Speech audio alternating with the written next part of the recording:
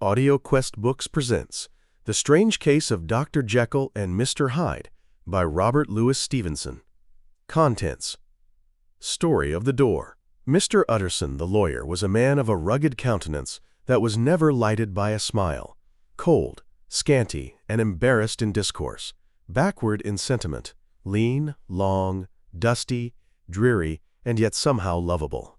At friendly meetings, and when the wine was to his taste, something eminently human beaconed from his eye, something indeed which never found its way into his talk, but which spoke not only in these silent symbols of the after-dinner face, but more often and loudly in the acts of his life. He was austere with himself, drank gin when he was alone, to mortify a taste for vintages, and though he enjoyed the theater, had not crossed the doors of one for 20 years. But he had an approved tolerance for others, sometimes wondering, almost with envy, at the high pressure of spirits involved in their misdeeds, and in any extremity inclined to help rather than to reprove. "I incline to Cain's heresy," he used to say quaintly. "I let my brother go to the devil in his own way." In this character, it was frequently his fortune to be the last reputable acquaintance and the last good influence in the lives of down-going men, and to such as these, so long as they came about his chambers, he never marked a shade of change in his demeanor. No doubt the feat was easy to Mr. Utterson, for he was undemonstrative at the best, and even his friendship seemed to be founded in a similar catholicity of good nature. It is the mark of a modest man to accept his friendly circle ready-made from the hands of opportunity, and that was the lawyer's way. His friends were those of his own blood, or those whom he had known the longest. His affections, like ivy, were the growth of time. They implied no aptness in the object. Hence, no doubt the bond that united him to Mr. Richard Enfield, his distant kinsman, the well-known man about town. It was a nut to crack for many, what these two could see in each other, or what subject they could find in common. It was reported by those who encountered them in their Sunday walks, that they said nothing, looked singularly dull, and would hail with obvious relief the appearance of a friend.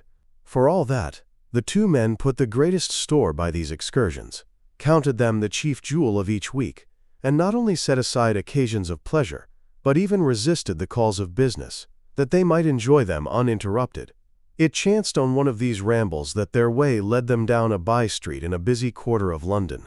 The street was small, and what is called quiet, but it drove a thriving trade on the weekdays. The inhabitants were all doing well, it seemed, and all emulously hoping to do better still, and laying out the surplus of their gains in coquetry, so that the shop fronts stood along that thoroughfare with an air of invitation, like rows of smiling saleswomen. Even on Sunday, when it veiled its more florid charms and lay comparatively empty of passage, the street shone out in contrast to its dingy neighborhood, like a fire in a forest, and with its freshly painted shutters, well-polished brasses, and general cleanliness and gaiety of note, instantly caught and pleased the eye of the passenger. 2 doors from one corner, on the left hand going east, the line was broken by the entry of a court, and just at that point a certain sinister block of building thrust forward its gable on the street. It was 2 stories high, showed no window, nothing but a door on the lower story, and a blind forehead of discolored wall on the upper, and bore in every feature the marks of prolonged and sordid negligence. The door, which was equipped with neither bell nor knocker, was blistered and disdained. Tramps slouched into the recess and struck matches on the panels. Children kept shop upon the steps. The schoolboy had tried his knife on the moldings, and for close on a generation, no one had appeared to drive away these random visitors or to repair their ravages. Mr. Enfield and the lawyer were on the other side of the by-street, but when they came abreast of the entry, the former lifted up his cane and pointed. "Did you ever remark that door?" he asked, and when his companion had replied in the affirmative, "It is connected in my mind," added he, with a very odd story. "Indeed," said Mr. Utterson with a slight change of voice. "And what was that?" "Well, it was this way," returned Mr. Enfield. "I was coming home from some place at the end of the world, about 3 o'clock of a black winter morning, and my way lay through a part of town where there was literally nothing to be seen but lamps. Street after street and all the folks asleep. Street after street, all lighted up as if for a procession, and all as empty as a church. Till at last I got into that state of mind when a man listens and begins to long for the sight of a policeman. All at once I saw two figures, one a little man who was stumping along eastward at a good walk, and the other a girl of maybe 8 or 10 who was running as hard as she was able down a cross street. Well, sir, the two ran into one another naturally enough at the corner, and then came the horrible part of the thing, for the man trampled calmly over the child's body and left her screaming on the ground. It sounds nothing to hear, but it was hellish to see. It wasn't like a man, it was like some damn juggernaut. I gave a few halloa, took to my heels, collared my gentleman, and brought him back to where there was already quite a group about the screaming child. He was perfectly cool and made no resistance, but gave me one look, so ugly that it brought out the sweat on me like running. The people who had turned out were the girl's own family, and pretty soon the doctor, for whom she had been sent, put in his appearance. Well, the child was not much the worse, more frightened, according to the sawbones, and there, you might have supposed would be an end to it. But there was one curious circumstance. I had taken a loathing to my gentleman at first sight. So had the child's family, which was only natural. But the doctor's case was what struck me. He was the usual cut-and-dry apothecary, of no particular age and color, with a strong Edinburgh accent, and about as emotional as a bagpipe. Well, sir, he was like the rest of us. Every time he looked at my prisoner, I saw that Sawbones turned sick and white with the desire to kill him. I knew what was in his mind, just as he knew what was in mine. And killing being out of the question, we did the next best. We told the man we could and would make such a scandal out of this as should make his name stink from one end of London to the other. If he had any friends or any credit, we undertook that he should lose them. And all the time, as we were pitching it in red hot, we were keeping the women off him as best we could, for they were as wild as harpies. I never saw a circle of such hateful faces, and there was the man in the middle, with a kind of black sneering coolness, frightened too, I could see that, but carrying it off, sir, really like Satan. If you choose to make capital out of this accident, said he, I am naturally helpless.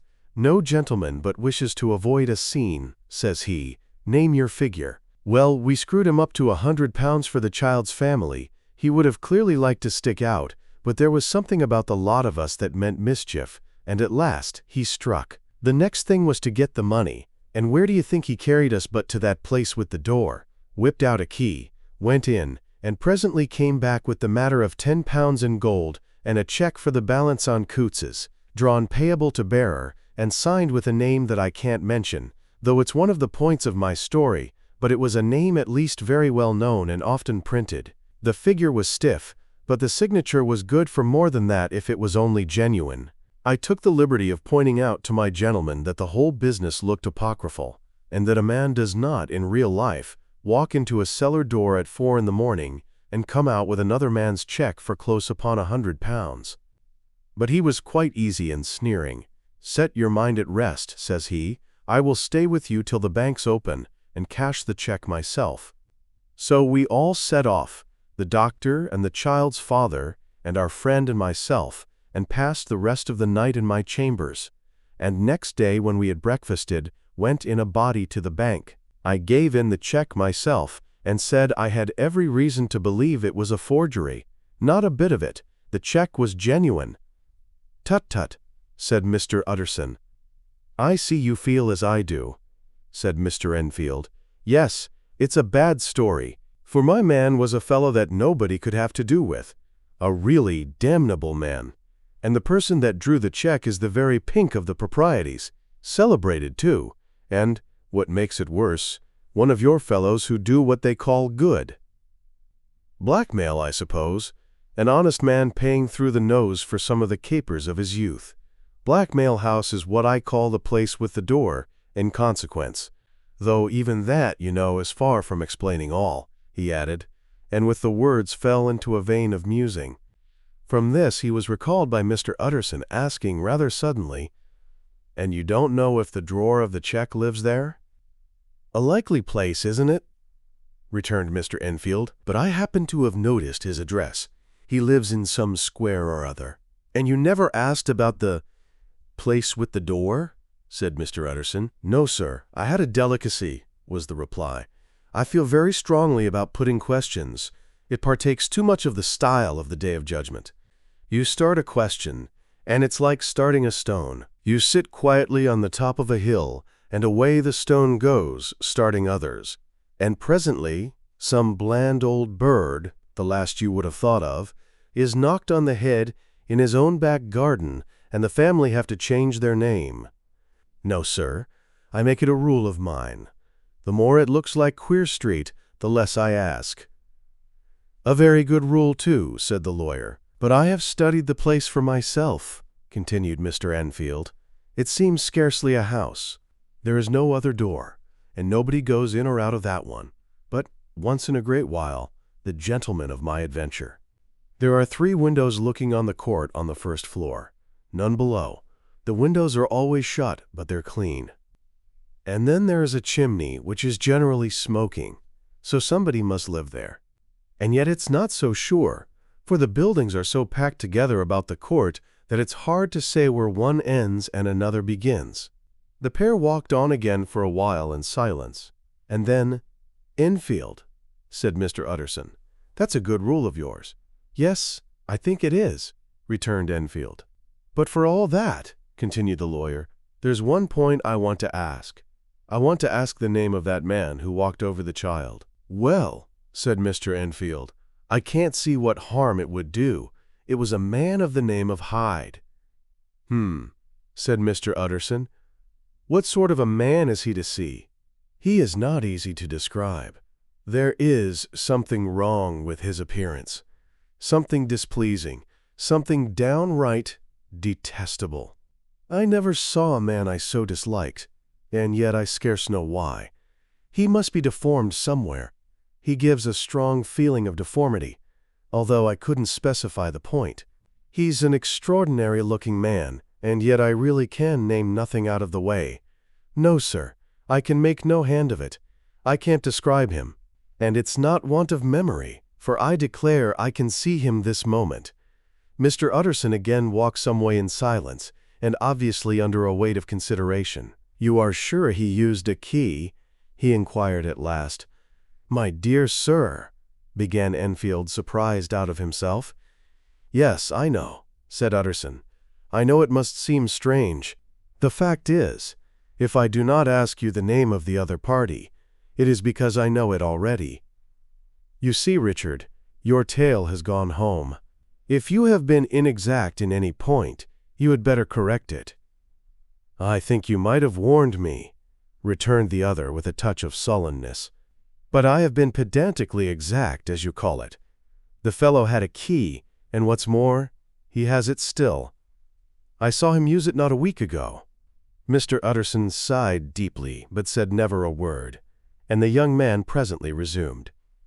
"Here is another lesson to say nothing," said he. "I am ashamed of my long tongue. Let us make a bargain never to refer to this again." "With all my heart," said the lawyer. "I shake hands on that, Richard. Search for Mr. Hyde." That evening Mr. Utterson came home to his bachelor house in somber spirits, and sat down to dinner without relish. It was his custom of a Sunday, when this meal was over, to sit close by the fire, a volume of some dry divinity on his reading desk, until the clock of the neighboring church rang out the hour of 12, when he would go soberly and gratefully to bed. On this night, however, as soon as the cloth was taken away, he took up a candle and went into his business room. There he opened his safe, took from the most private part of it a document endorsed on the envelope as Dr. Jekyll's will, and sat down with a clouded brow to study its contents. The will was holograph, for Mr. Utterson, though he took charge of it now that it was made, had refused to lend the least assistance in the making of it. It provided not only that, in case of the decease of Henry Jekyll, M.D., D.C.L., L.L.D., F.R.S., etc., All his possessions were to pass into the hands of his friend and benefactor Edward Hyde, but that in case of Dr. Jekyll's disappearance or unexplained absence for any period exceeding 3 calendar months. This document had long been the lawyer's eyesore. It offended him both as a lawyer and as a lover of the sane and customary sides of life, to whom the fanciful was the immodest. And hitherto it was his ignorance of Mr. Hyde that had swelled his indignation. Now, by a sudden turn, it was his knowledge. It was already bad enough when the name was but a name of which he could learn no more. It was worse when it began to be clothed upon with detestable attributes. And out of the shifting, insubstantial mists that had so long baffled his eye, there leaped up the sudden, definite presentment of a fiend. "I thought it was madness," he said, as he replaced the obnoxious paper in the safe, "and now I begin to fear it is disgrace." With that he blew out his candle, put on a greatcoat, and set forth in the direction of Cavendish Square, that citadel of medicine, where his friend, the great Dr. Lanyon, had his house and received his crowding patients. If anyone knows, it will be Lanyon, he had thought. The solemn butler knew and welcomed him. He was subjected to no stage of delay, but ushered direct from the door to the dining room, where Dr. Lanyon sat alone over his wine. This was a hearty, healthy, dapper, red-faced gentleman, with a shock of hair prematurely white, and a boisterous and decided manner. At sight of Mr. Utterson he sprang up from his chair and welcomed him with both hands. The geniality, as was the way of the man, was somewhat theatrical to the eye, but it reposed on genuine feeling. For these two were old friends, old mates both at school and college, both thorough respecters of themselves and of each other, and what does not always follow, men who thoroughly enjoyed each other's company. After a little rambling talk, the lawyer led up to the subject which so disagreeably preoccupied his mind. "I suppose, Lanyon," said he, "you and I must be the two oldest friends that Henry Jekyll has." "I wish the friends were younger," chuckled Dr. Lanyon, "but I suppose we are." "And what of that? I see little of him now." "Indeed?" said Utterson. "I thought you had a bond of common interest." "We had," was the reply, "but it is more than 10 years since Henry Jekyll became too fanciful for me. He began to go wrong in mind, and though of course I continue to take an interest in him for old sake's sake, as they say, I see and I have seen devilish little of the man." "Such unscientific balderdash," added the doctor, flushing suddenly purple, "would have estranged Damon and Pythias." This little spirit of temper was somewhat of a relief to Mr. Utterson. They have only differed on some point of science, he thought, and being a man of no scientific passions, except in the matter of conveyancing, he even added, "It is nothing worse than that." He gave his friend a few seconds to recover his composure, and then approached the question he had come to put. "Did you ever come across a protégé of his, one Hyde?" he asked. "Hyde?" repeated Lanyon. "No, never heard of him, since my time." That was the amount of information that the lawyer carried back with him to the great, dark bed, on which he tossed to and fro until the small hours of the morning began to grow large. It was a night of little ease to his toiling mind, toiling in mere darkness and besieged by questions. 6 o'clock struck on the bells of the church that was so conveniently near to Mr. Utterson's dwelling, and still he was digging at the problem. Hitherto it had touched him on the intellectual side alone, but now his imagination also was engaged, or rather enslaved, and as he lay and tossed in the gross darkness of the night in the curtained room, Mr. Enfield's tale went by before his mind in a scroll of lighted pictures. He would be aware of the great field of lamps of a nocturnal city, then of the figure of a man walking swiftly, then of a child running from the doctor's, and then these met, and that human juggernaut trod the child down and passed on regardless of her screams.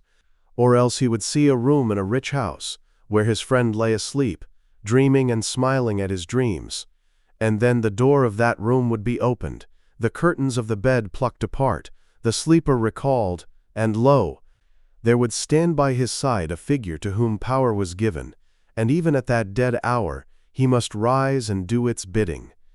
The figure in these two phases haunted the lawyer all night, and if at any time he dozed over, it was but to see it glide more stealthily through sleeping houses, or move the more swiftly, and still the more swiftly, even to dizziness, through wider labyrinths of lamplighted city, and at every street corner crush a child and leave her screaming.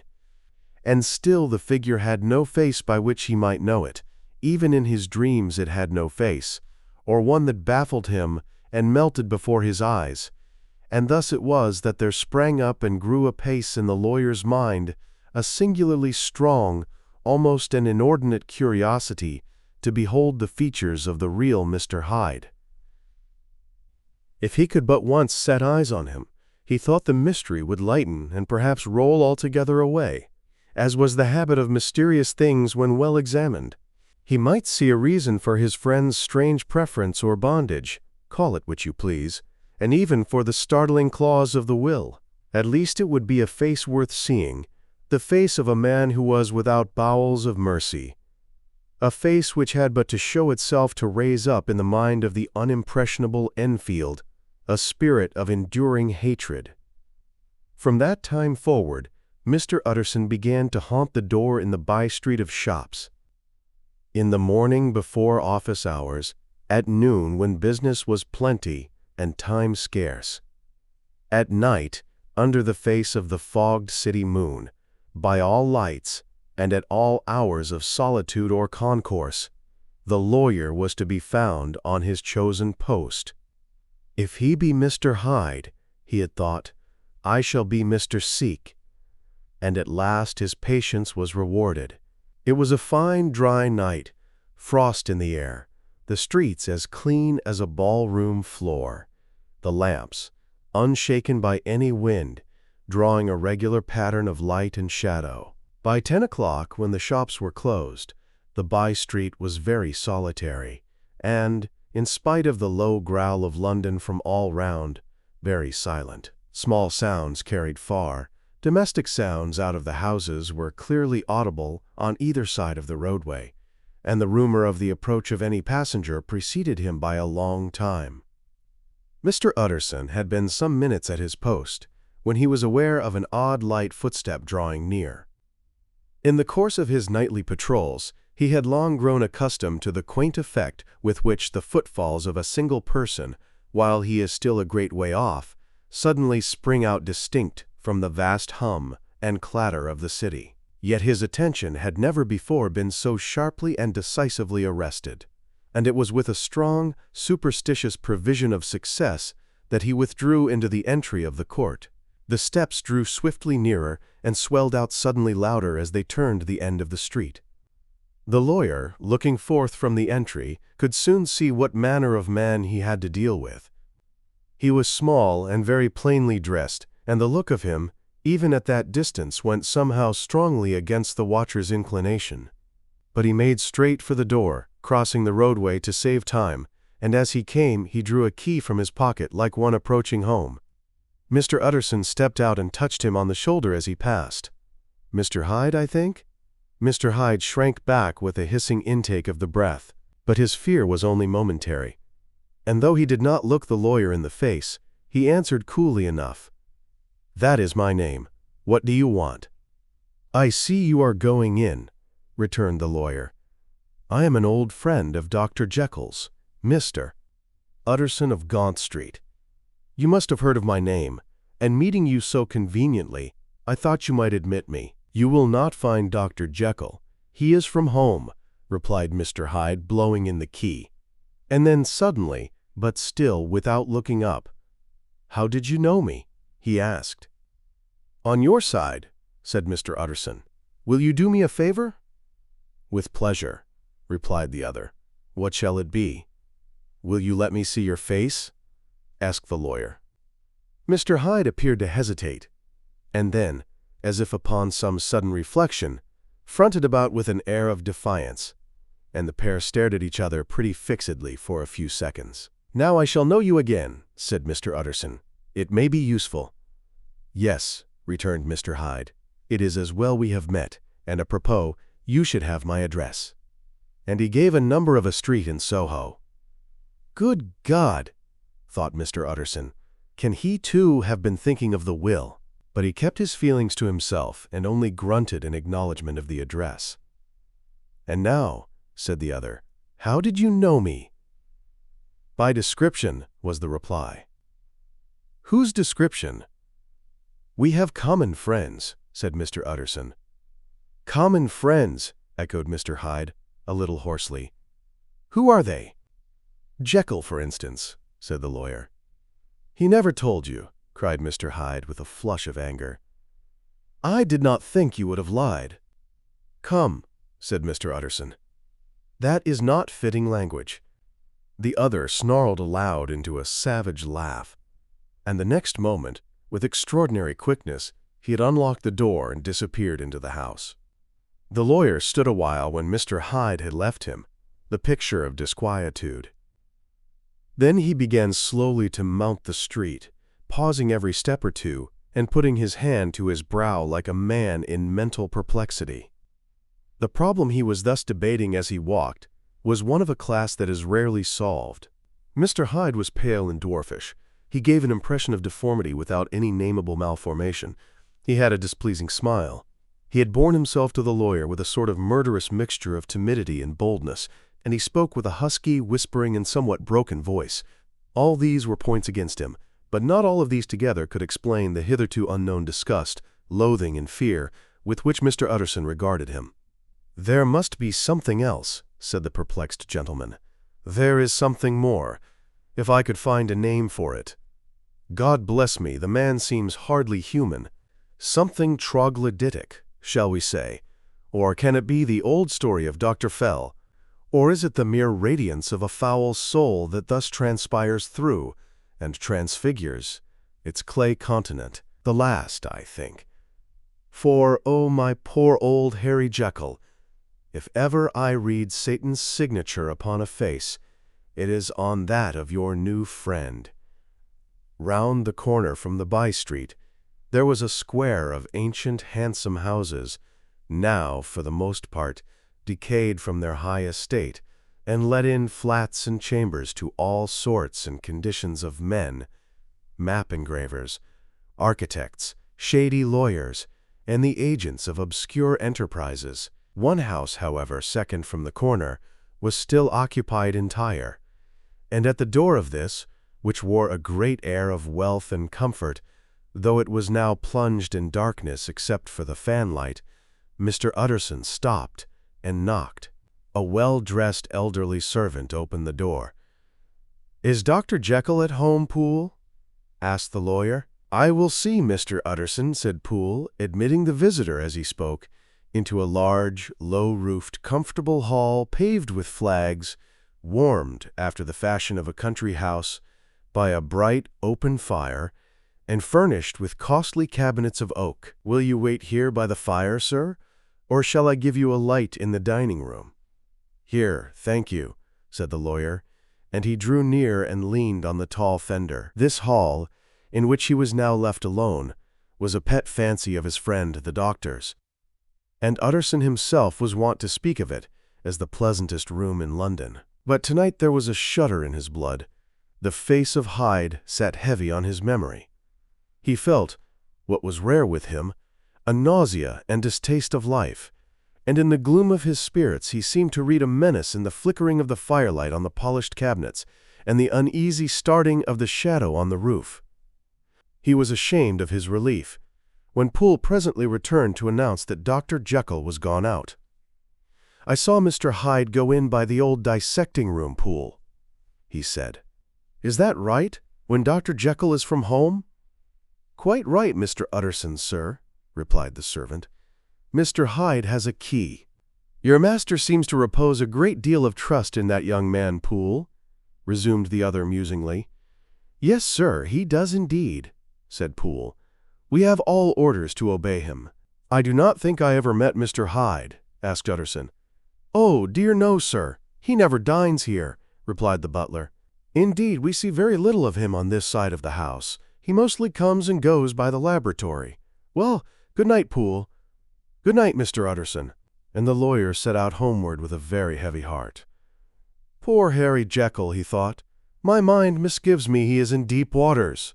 He was wild when he was young, a long while ago, to be sure.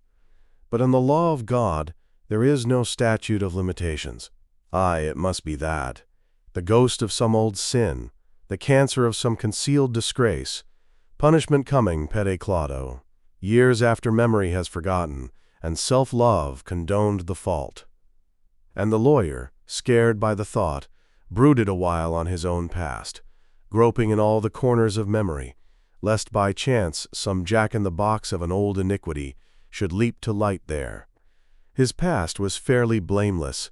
Few men could read the rolls of their life with less apprehension, yet he was humbled to the dust by the many ill things he had done, and raised up again into a sober and fearful gratitude by the many he had come so near to doing yet avoided.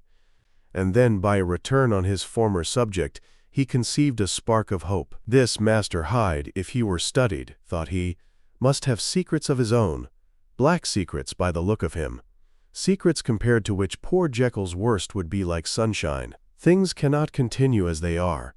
It turns me cold to think of this creature stealing like a thief to Harry's bedside. Poor Harry, what awakening, and the danger of it! For if this Hyde suspects the existence of the will, he may grow impatient to inherit. I must put my shoulders to the wheel, if Jekyll will but let me, he added, if Jekyll will only let me. For once more he saw before his mind's eye, as clear as transparency, the strange clauses of the will. Dr. Jekyll was quite at ease. A fortnight later, by excellent good fortune, the doctor gave one of his pleasant dinners to some 5 or 6 old cronies, all intelligent, reputable men, and all judges of good wine. And Mr. Utterson so contrived that he remained behind after the others had departed. This was no new arrangement, but a thing that had befallen many scores of times. Where Utterson was liked, he was liked well. Hosts loved to detain the dry lawyer, when the light-hearted and loose-tongued had already their foot on the threshold. They liked to sit a while in his unobtrusive company, practicing for solitude, sobering their minds in the man's rich silence after the expense and strain of gaiety. To this rule, Dr. Jekyll was no exception, and as he now sat on the opposite side of the fire, a large, well-made, smooth-faced man of 50, with something of a slyish cast perhaps, but every mark of capacity and kindness, you could see by his looks that he cherished for Mr. Utterson a sincere and warm affection. "I have been wanting to speak to you, Jekyll," began the latter. "You know that will of yours?" A close observer might have gathered that the topic was distasteful, but the doctor carried it off gaily. "My poor Utterson," said he, "you are unfortunate in such a client. I never saw a man so distressed as you were by my will, unless it were that hidebound pedant, Lanyon, at what he called my scientific heresies. Oh, I know he's a good fellow, you needn't frown, an excellent fellow, and I always mean to see more of him, but a hidebound pedant for all that, an ignorant, blatant pedant. I was never more disappointed in any man than Lanyon. You know I never approved of it," pursued Utterson, ruthlessly disregarding the fresh topic. "My will? Yes, certainly, I know that," said the doctor, a trifle sharply. "You have told me so." "Well, I tell you so again," continued the lawyer. "I have been learning something of young Hyde." The large, handsome face of Dr. Jekyll grew pale to the very lips, and there came a blackness about his eyes. "I do not care to hear more," said he. "This is a matter I thought we had agreed to drop." "What I heard was abominable," said Utterson. "It can make no change." "You do not understand my position," returned the doctor, with a certain incoherency of manner. "I am painfully situated, Utterson. My position is a very strange one. It is one of those affairs that cannot be mended by talking." "Jekyll," said Utterson, "you know me. I am a man to be trusted. Make a clean breast of this in confidence, and I make no doubt I can get you out of it." "My good Utterson," said the doctor, "this is very good of you. This is downright good of you, and I cannot find words to thank you in. I believe you fully. I would trust you before any man alive.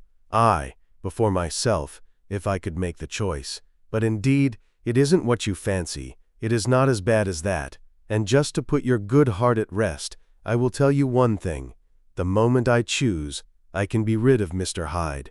I give you my hand upon that, and I thank you again and again. And I will just add one little word, Utterson, that I'm sure you'll take in good part. This is a private matter, and I beg of you to let it sleep." Utterson reflected a little, looking in the fire. "I have no doubt you are perfectly right," he said at last, getting to his feet. "Well, but since we have touched upon this business, and for the last time I hope," continued the doctor, "there is one point I should like you to understand. I have really a very great interest in poor Hyde. I know you have seen him, he told me so, and I fear he was rude. But I do sincerely take a very great interest in that young man, and if I am taken away, Utterson, I wish you to promise me that you will bear with him and get his rights for him. I think you would, if you knew all, and it would be a weight off my mind if you would promise." "I can't pretend that I shall ever like him," said the lawyer. "I don't ask that," pleaded Jekyll, laying his hand upon the other's arm. "I only ask for justice. I only ask you to help him for my sake when I am no longer here." Utterson heaved an irrepressible sigh. "Well," said he, "I promise." The Carew murder case. Nearly a year later, in the month of October 18, London was startled by a crime of singular ferocity, and rendered all the more notable by the high position of the victim. The details were few and startling. A maidservant, living alone in a house not far from the river, had gone upstairs to bed about 11. Although a fog rolled over the city in the small hours, the early part of the night was cloudless, and the lane, which the maid's window overlooked, was brilliantly lit by the full moon. It seems she was romantically given, for she sat down upon her box, which stood immediately under the window, and fell into a dream of musing. "Never," she used to say with streaming tears when she narrated that experience, "never had she felt more at peace with all men, or thought more kindly of the world." And as she so sat, she became aware of an aged, beautiful gentleman with white hair, drawing near along the lane, and advancing to meet him, another and very small gentleman, to whom, at first, she paid less attention. When they had come within speech, which was just under the maid's eyes, the older man bowed and accosted the other with a very pretty manner of politeness. It did not seem as if the subject of his address were of great importance. Indeed, from his pointing, it sometimes appeared as if he were only inquiring his way. But the moon shone on his face as he spoke, and the girl was pleased to watch it. It seemed to breathe such an innocent and old-world kindness of disposition, yet with something high, too, as of a well-founded self-content. Presently her eye wandered to the other, and she was surprised to recognize in him a certain Mr. Hyde, who had once visited her master, and for whom she had conceived a dislike. He had in his hand a heavy cane, with which he was trifling, but he answered never a word, and seemed to listen with an ill-contained impatience. And then, all of a sudden, he broke out in a great flame of anger, stamping with his foot, brandishing the cane, and carrying on, as the maid described it, like a madman. The old gentleman took a step back, with the air of one very much surprised and a trifle hurt, and at that Mr. Hyde broke out of all bounds and clubbed him to the earth. And next moment, with ape-like fury, he was trampling his victim underfoot and hailing down a storm of blows, under which the bones were audibly shattered and the body jumped upon the roadway. At the horror of these sights and sounds, the maid fainted. It was 2 o'clock when she came to herself and called for the police. The murderer was gone long ago, but there lay his victim in the middle of the lane, incredibly mangled. The stick with which the deed had been done, although it was of some rare and very tough and heavy wood, had broken in the middle under the stress of this insensate cruelty, and one splintered half had rolled in the neighboring gutter. The other, without doubt, had been carried away by the murderer. A purse and gold watch were found upon the victim, but no cards or papers, except a sealed and stamped envelope, which he had been probably carrying to the post, and which bore the name and address of Mr. Utterson. This was brought to the lawyer the next morning before he was out of bed, and he had no sooner seen it and been told the circumstances than he shot out a solemn lip. "I shall say nothing till I have seen the body," said he. "This may be very serious. Have the kindness to wait while I dress." And with the same grave countenance, he hurried through his breakfast and drove to the police station, whither the body had been carried. As soon as he came into the cell, he nodded. "Yes," said he, "I recognize him. I am sorry to say that this is Sir Danvers Carew." "Good God, sir!" exclaimed the officer. "Is it possible?" And the next moment his eye lighted up with professional ambition. "This will make a deal of noise," he said, "and perhaps you can help us to the man."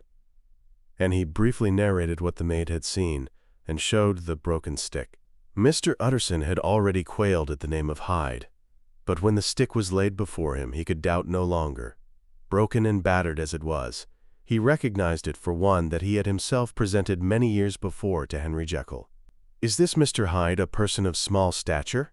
he inquired. "Particularly small and particularly wicked-looking is what the maid calls him," said the officer. Mr. Utterson reflected, and then, raising his head, "If you will come with me in my cab," he said, "I think I can take you to his house." It was by this time about 9 in the morning, and the first fog of the season. A great chocolate-colored pall lowered over heaven, but the wind was continually charging and routing these embattled vapors, so that as the cab crawled from street to street, Mr. Utterson beheld a marvelous number of degrees and hues of twilight, for here it would be dark like the back end of evening, and there would be a glow of a rich, lurid brown, like the light of some strange conflagration, and here, for a moment, the fog would be quite broken up, and a haggard shaft of daylight would glance in between the swirling wreaths.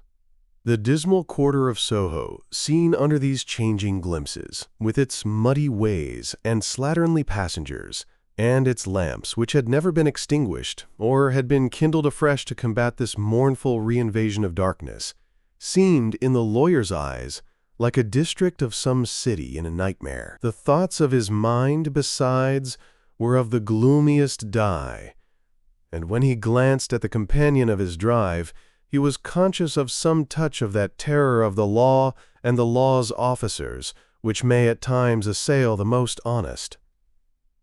As the cab drew up before the address indicated, the fog lifted a little and showed him a dingy street, a gin palace, a low French eating-house, a shop for the retail of penny numbers and two-penny salads, many ragged children huddled in the doorways, and many women of many different nationalities passing out, key in hand, to have a morning glass.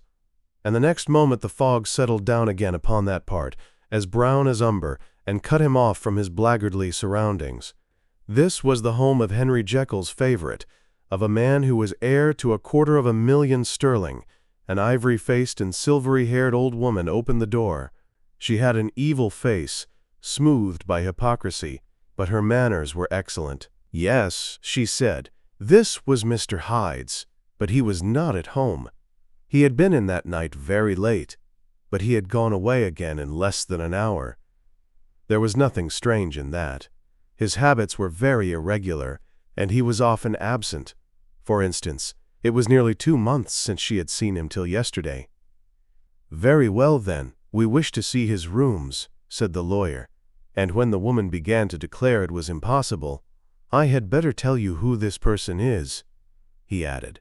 "This is Inspector Newcomen of Scotland Yard." A flash of odious joy appeared upon the woman's face. "Ah," said she, "he is in trouble. What has he done?" Mr. Utterson and the inspector exchanged glances. "He don't seem a very popular character," observed the latter. "And now, my good woman, just let me and this gentleman have a look about us." In the whole extent of the house, which but for the old woman remained otherwise empty, Mr. Hyde had only used a couple of rooms, but these were furnished with luxury and good taste. A closet was filled with wine, the plate was of silver, the napery elegant. A good picture hung upon the walls, a gift, as Utterson supposed, from Henry Jekyll, who was much of a connoisseur, and the carpets were of many plies and agreeable in color. At this moment, however, the rooms bore every mark of having been recently and hurriedly ransacked.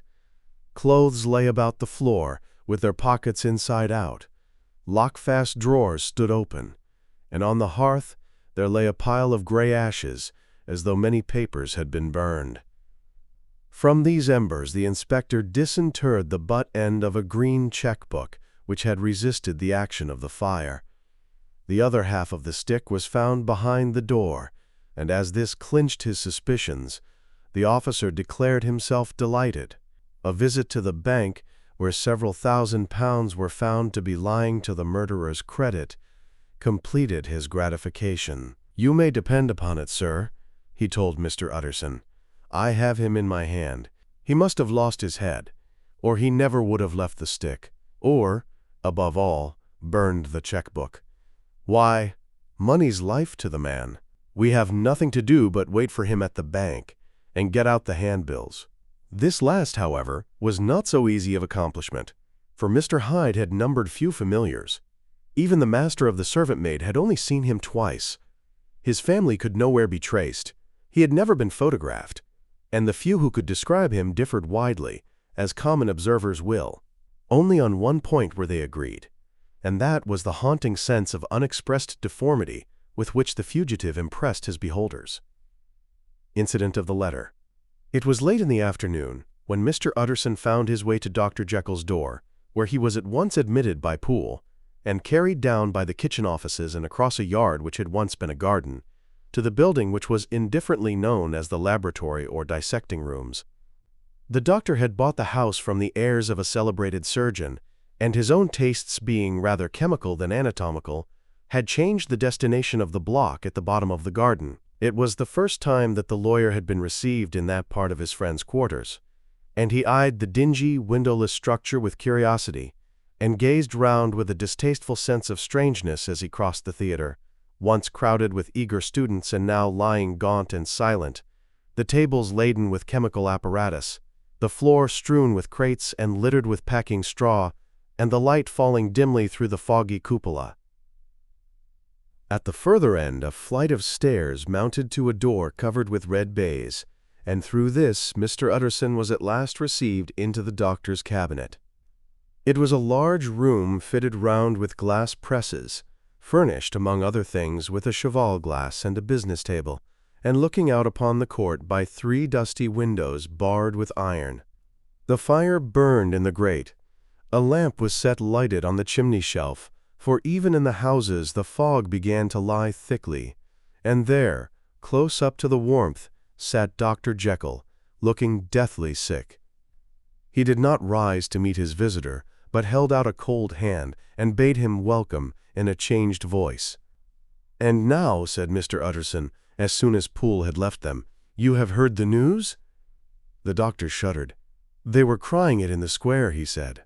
"I heard them in my dining room." "One word," said the lawyer. "Carew is my client, but so are you, and I want to know what I am doing. You have not been mad enough to hide this fellow?" "Utterson, I swear to God," cried the doctor, "I swear to God I will never set eyes on him again. I bind my honor to you that I am done with him in this world. It is all at an end, and indeed he does not want my help. You do not know him as I do. He is safe. He is quite safe. Mark my words, he will never more be heard of." The lawyer listened gloomily. He did not like his friend's feverish manner. "You seem pretty sure of him," said he, "and for your sake, I hope you may be right. If it came to a trial, your name might appear." "I am quite sure of him," replied Jekyll. "I have grounds for certainty that I cannot share with anyone. But there is one thing on which you may advise me. I have received a letter, and I am at a loss whether I should show it to the police. I should like to leave it in your hands, Utterson. You would judge wisely, I am sure. I have so great a trust in you." "You fear, I suppose, that it might lead to his detection?" asked the lawyer. "No," said the other. "I cannot say that I care what becomes of Hyde. I am quite done with him. I was thinking of my own character, which this hateful business has rather exposed." Utterson ruminated a while. He was surprised at his friend's selfishness and yet relieved by it. "Well," said he at last, Let me see the letter. The letter was written in an odd, upright hand, and signed Edward Hyde, and it signified briefly enough that the writer's benefactor, Dr. Jekyll, whom he had long so unworthily repaid for 1,000 generosities, need labor under no alarm for his safety, as he had means of escape on which he placed a sure dependence. The lawyer liked this letter well enough. It put a better color on the intimacy than he had looked for, and he blamed himself for some of his past suspicions. "Have you the envelope?" he asked. "I burned it," replied Jekyll, "before I thought what I was about. But it bore no postmark. The note was handed in." "Shall I keep this and sleep upon it?" asked Utterson. "I wish you to judge for me entirely," was the reply. "I have lost confidence in myself." "Well, I shall consider," returned the lawyer. "And now, one word more. It was Hyde who dictated the terms in your will about that disappearance?" The doctor seemed seized with a qualm of faintness. He shut his mouth tight and nodded. "I knew it," said Utterson. "He meant to murder you. You had a fine escape." "I have had what is far more to the purpose," returned the doctor solemnly. "I have had a lesson. Oh God, Utterson, what a lesson I have had!"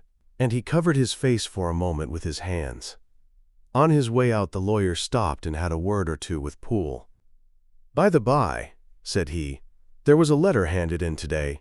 What was the messenger like?" But Poole was positive nothing had come except by post. "And only circulars by that," he added. This news sent off the visitor with his fears renewed. Plainly the letter had come by the laboratory door. Possibly, indeed, it had been written in the cabinet, and if that were so it must be differently judged and handled with the more caution. The newsboys, as he went, were crying themselves hoarse along the footways. "Special edition, shocking murder of an MP." That was the funeral oration of one friend and client, and he could not help a certain apprehension lest the good name of another should be sucked down in the eddy of the scandal. It was, at least, a ticklish decision that he had to make, and self-reliant as he was by habit, he began to cherish a longing for advice. It was not to be had directly, but perhaps, he thought, it might be fished for. Presently after, he sat on one side of his own hearth, with Mr. Guest, his head clerk, upon the other, and midway between, at a nicely calculated distance from the fire, a bottle of a particular old wine that had long dwelt unsunned in the foundations of his house. The fog still slept on the wing above the drowned city, where the lamps glimmered like carbuncles, and through the muffle and smother of these fallen clouds, the procession of the town's life was still rolling in through the great arteries, with a sound as of a mighty wind. But the room was gay with firelight. In the bottle, the acids were long ago resolved. The imperial dye had softened with time, as the color grows richer in stained windows, and the glow of hot autumn afternoons on hillside vineyards was ready to be set free and to disperse the fogs of London. Insensibly the lawyer melted. There was no man from whom he kept fewer secrets than Mr. Guest, and he was not always sure that he kept as many as he meant. Guest had often been on business to the doctor's. He knew Poole. He could scarce have failed to hear of Mr. Hyde's familiarity about the house. He might draw conclusions. Was it not as well, then, that he should see a letter which put that mystery to right? And above all, since Guest, being a great student and critic of handwriting, would consider the step natural and obliging, the clerk, besides, was a man of counsel. He could scarce read so strange a document without dropping a remark, and by that remark Mr. Utterson might shape his future course. "This is a sad business about Sir Danvers," he said. "Yes, sir, indeed. It has elicited a great deal of public feeling," returned Guest. "The man, of course, was mad." "I should like to hear your views on that," replied Utterson. "I have a document here in his handwriting. It is between ourselves, for I scarce know what to do about it. It is an ugly business at the best, but there it is, quite in your way, a murderer's autograph." Guest's eyes brightened, and he sat down at once and studied it with passion. "No, sir," he said, "not mad, but it is an odd hand." "And by all accounts a very odd writer," added the lawyer. Just then the servant entered with a note. "Is that from Dr. Jekyll, sir?" inquired the clerk. "I thought I knew the writing. Anything private, Mr. Utterson?" "Only an invitation to dinner." "Why? Do you want to see it?" "One moment." "I thank you, sir." And the clerk laid the 2 sheets of paper alongside and sedulously compared their contents. "Thank you, sir," he said at last, returning both. "It's a very interesting autograph." There was a pause, during which Mr. Utterson struggled with himself. "Why did you compare them, guest?" he inquired suddenly. "Well, sir," returned the clerk, "there's a rather singular resemblance. The 2 hands are in many points identical, only differently sloped." "Rather quaint," said Utterson. "It is, as you say, rather quaint," returned Guest. "I wouldn't speak of this note, you know," said the master. "No, sir," said the clerk. "I understand." But no sooner was Mr. Utterson alone that night than he locked the note into his safe, where it reposed from that time forward. "What?" he thought. "Henry Jekyll forged for a murderer!" And his blood ran cold in his veins. Incident of Dr. Lanyon. Time ran on. Thousands of pounds were offered in reward, for the death of Sir Danvers was resented as a public injury. But Mr. Hyde had disappeared out of the ken of the police as though he had never existed. Much of his past was unearthed indeed, and all disreputable.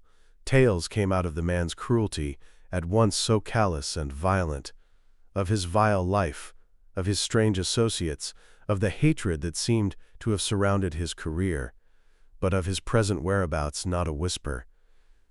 From the time he had left the house in Soho on the morning of the murder, he was simply blotted out, and gradually as time drew on, Mr. Utterson began to recover from the hotness of his alarm, and to grow more at quiet with himself. The death of Sir Danvers was, to his way of thinking, more than paid for by the disappearance of Mr. Hyde.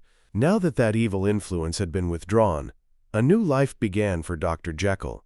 He came out of his seclusion, renewed relations with his friends, became once more their familiar guest and entertainer, and whilst he had always been known for charities, he was now no less distinguished for religion. He was busy, he was much in the open air, he did good, his face seemed to open and brighten, as if with an inward consciousness of service, and for more than 2 months the doctor was at peace.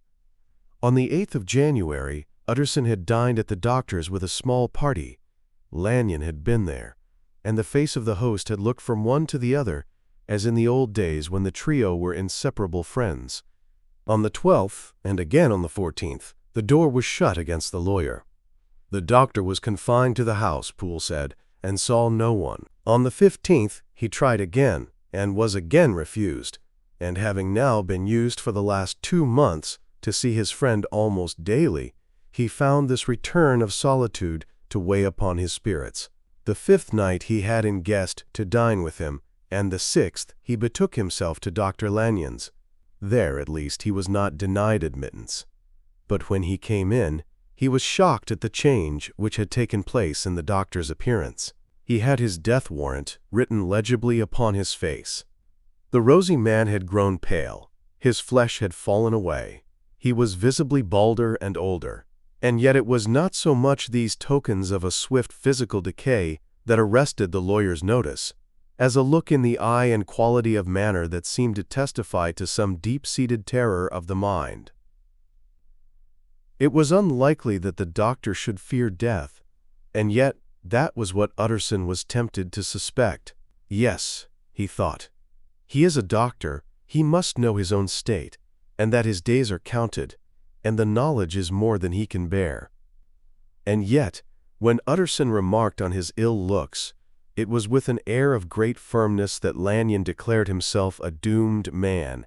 "I have had a shock," he said, "and I shall never recover. It is a question of weeks. Well, life has been pleasant. I liked it. Yes, sir, I used to like it. I sometimes think if we knew all, we should be more glad to get away." "Jekyll is ill too," observed Utterson.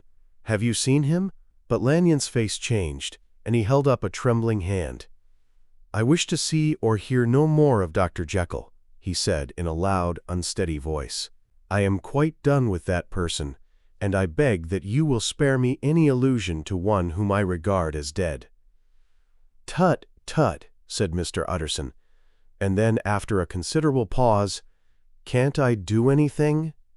he inquired. "We are three very old friends, Lanyon. We shall not live to make others." "Nothing can be done," returned Lanyon. "Ask himself." "He will not see me," said the lawyer. "I am not surprised at that," was the reply. "Some day, Utterson, after I am dead, you may perhaps come to learn the right and wrong of this. I cannot tell you. And in the meantime, if you can sit and talk with me of other things, for God's sake, stay and do so. But if you cannot keep clear of this accursed topic, then in God's name, go, for I cannot bear it." As soon as he got home, Utterson sat down and wrote to Jekyll, complaining of his exclusion from the house, and asking the cause of this unhappy break with Lanyon. And the next day brought him a long answer, often very pathetically worded, and sometimes darkly mysterious in drift. The quarrel with Lanyon was incurable. "I do not blame our old friend," Jekyll wrote, "but I share his view that we must never meet. I mean from henceforth to lead a life of extreme seclusion. You must not be surprised, nor must you doubt my friendship, if my door is often shut even to you. You must suffer me to go my own dark way. I have brought on myself a punishment and a danger that I cannot name. If I am the chief of sinners, I am the chief of sufferers also. I could not think that this earth contained a place for sufferings and terrors so unmanning, and you can do but one thing, Utterson, to lighten this destiny, and that is to respect my silence." Utterson was amazed. The dark influence of Hyde had been withdrawn. The doctor had returned to his old tasks and amities. A week ago, the prospect had smiled with every promise of a cheerful and an honored age. And now, in a moment, friendship and peace of mind, and the whole tenor of his life were wrecked.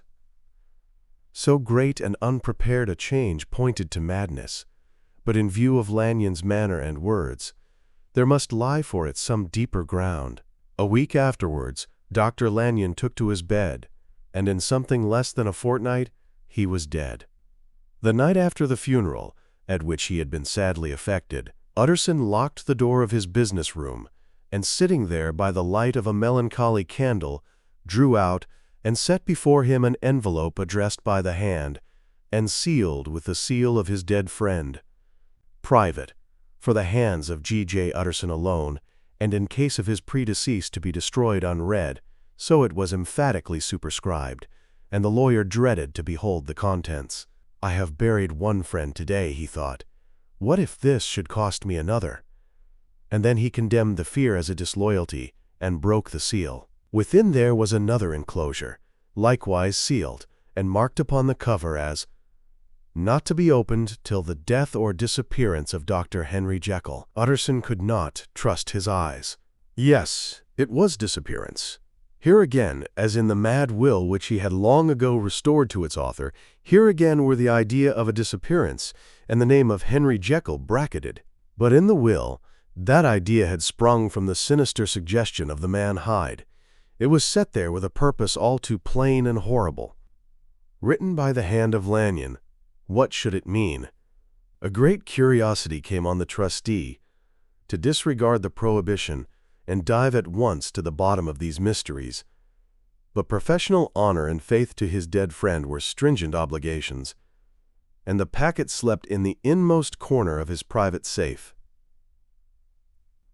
It is one thing to mortify curiosity, another to conquer it, and it may be doubted if, from that day forth, Utterson desired the society of his surviving friend with the same eagerness. He thought of him kindly, but his thoughts were disquieted and fearful. He went to call indeed, but he was perhaps relieved to be denied admittance. Perhaps, in his heart, he preferred to speak with Poole upon the doorstep and surrounded by the air and sounds of the open city, rather than to be admitted into that house of voluntary bondage, and to sit and speak with its inscrutable recluse. Poole had, indeed, no very pleasant news to communicate. The doctor, it appeared, now more than ever confined himself to the cabinet over the laboratory, where he would sometimes even sleep. He was out of spirits, he had grown very silent, he did not read. It seemed as if he had something on his mind. Utterson became so used to the unvarying character of these reports that he fell off little by little in the frequency of his visits. Incident at the window. It chanced on Sunday, when Mr. Utterson was on his usual walk with Mr. Enfield, that their way lay once again through the by-street, and that when they came in front of the door, both stopped to gaze on it. "Well," said Enfield, "that story's at an end at least. We shall never see more of Mr. Hyde." "I hope not," said Utterson. "Did I ever tell you that I once saw him, and shared your feeling of repulsion?" "It was impossible to do the one without the other," returned Enfield. "And by the way, what an ass you must have thought me, not to know that this was a back way to Dr. Jekyll's. It was partly your own fault that I found it out, even when I did." "So you found it out, did you?" said Utterson. "But if that be so, we may step into the court and take a look at the windows.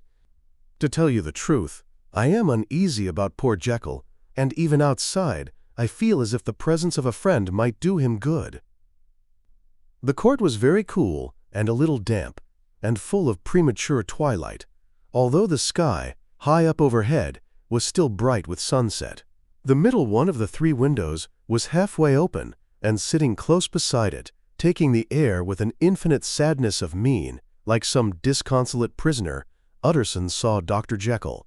"What, Jekyll?" he cried. "I trust you are better." "I am very low, Utterson," replied the doctor drearily.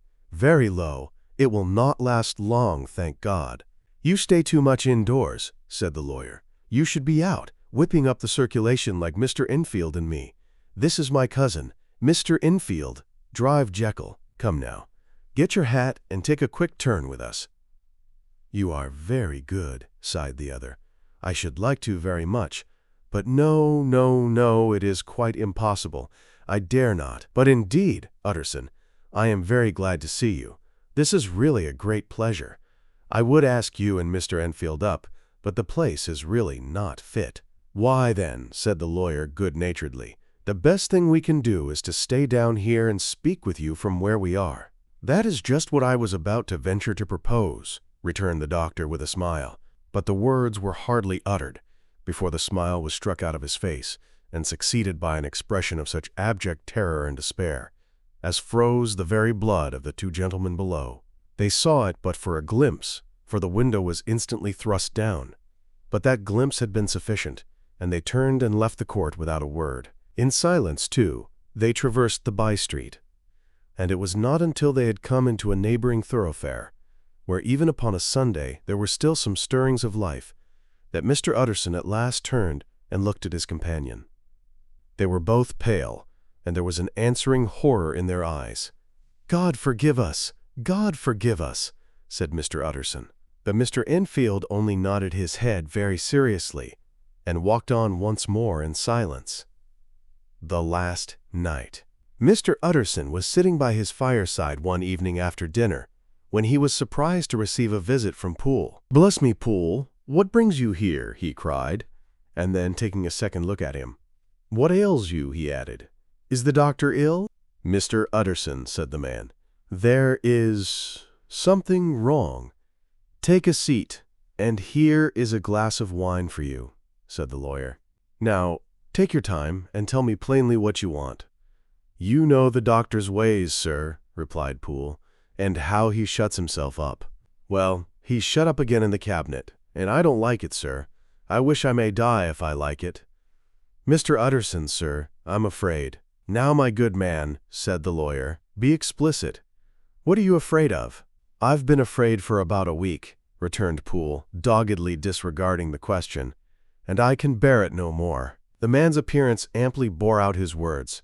His manner was altered for the worse, and except for the moment when he had first announced his terror, he had not once looked the lawyer in the face. Even now he sat with the glass of wine untasted on his knee, and his eyes directed to a corner of the floor. "I can bear it no more," he repeated, "Come," said the lawyer. "I see you have some good reason, Poole. I see there is something seriously amiss. Try to tell me what it is." "I think there's been foul play," said Poole hoarsely. "Foul play!" cried the lawyer, a good deal frightened and rather inclined to be irritated in consequence. "What foul play? What does the man mean?" "I daren't say, sir," was the answer. "But will you come along with me and see for yourself?" Mr. Utterson's only answer was to rise and get his hat and greatcoat. But he observed with wonder the greatness of the relief that appeared upon the butler's face, and perhaps with no less, that the wine was still untasted when he set it down to follow.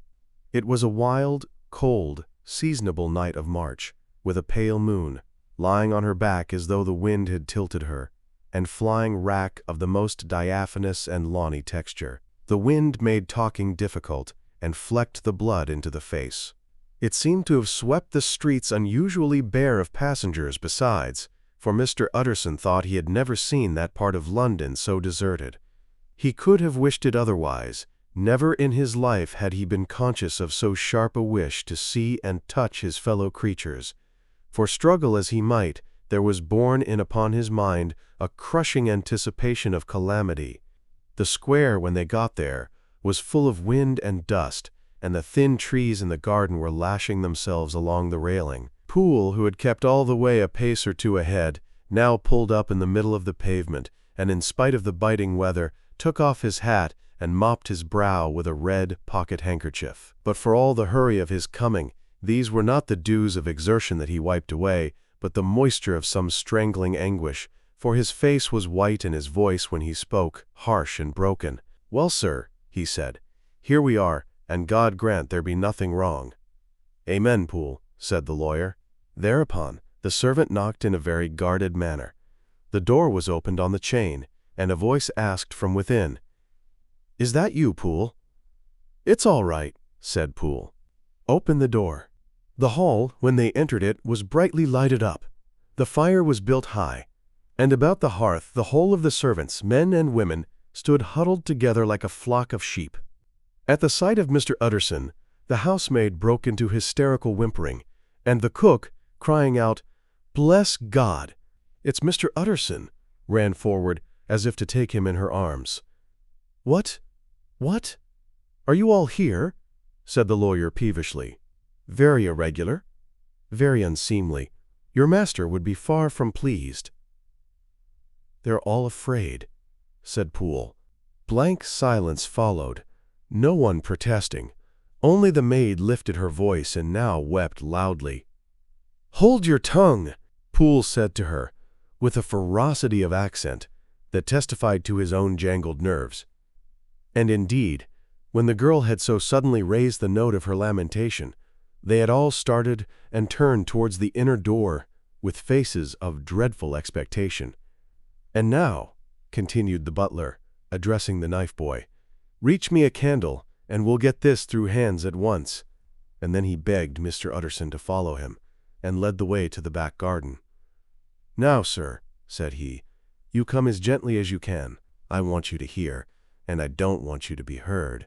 And see here, sir, if by any chance he was to ask you in, don't go." Mr. Utterson's nerves, at this unlooked-for termination, gave a jerk that nearly threw him from his balance. But he recollected his courage and followed the butler into the laboratory building through the surgical theater, with its lumber of crates and bottles, to the foot of the stair. Here Poole motioned him to stand on one side and listen, while he himself, setting down the candle and making a great and obvious call on his resolution, mounted the steps and knocked with a somewhat uncertain hand on the red baize of the cabinet door. "Mr. Utterson, sir, asking to see you," he called, and even as he did so, once more violently signed to the lawyer to give ear. A voice answered from within. "Tell him I cannot see anyone," it said complainingly. "Thank you, sir," said Poole, with a note of something like triumph in his voice. And taking up his candle, he led Mr. Utterson back across the yard and into the great kitchen, where the fire was out and the beetles were leaping on the floor.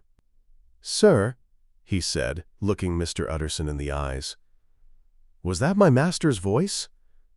"It seems much changed," replied the lawyer, very pale, but giving look for look. "Changed? Well, yes, I think so," said the butler. "Have I been 20 years in this man's house, to be deceived about his voice?" "No, sir. Master's made away with. He was made away with 8 days ago, when we heard him cry out upon the name of God, and who's in there instead of him, and why it stays there, is a thing that cries to heaven, Mr. Utterson." "This is a very strange tale, Poole.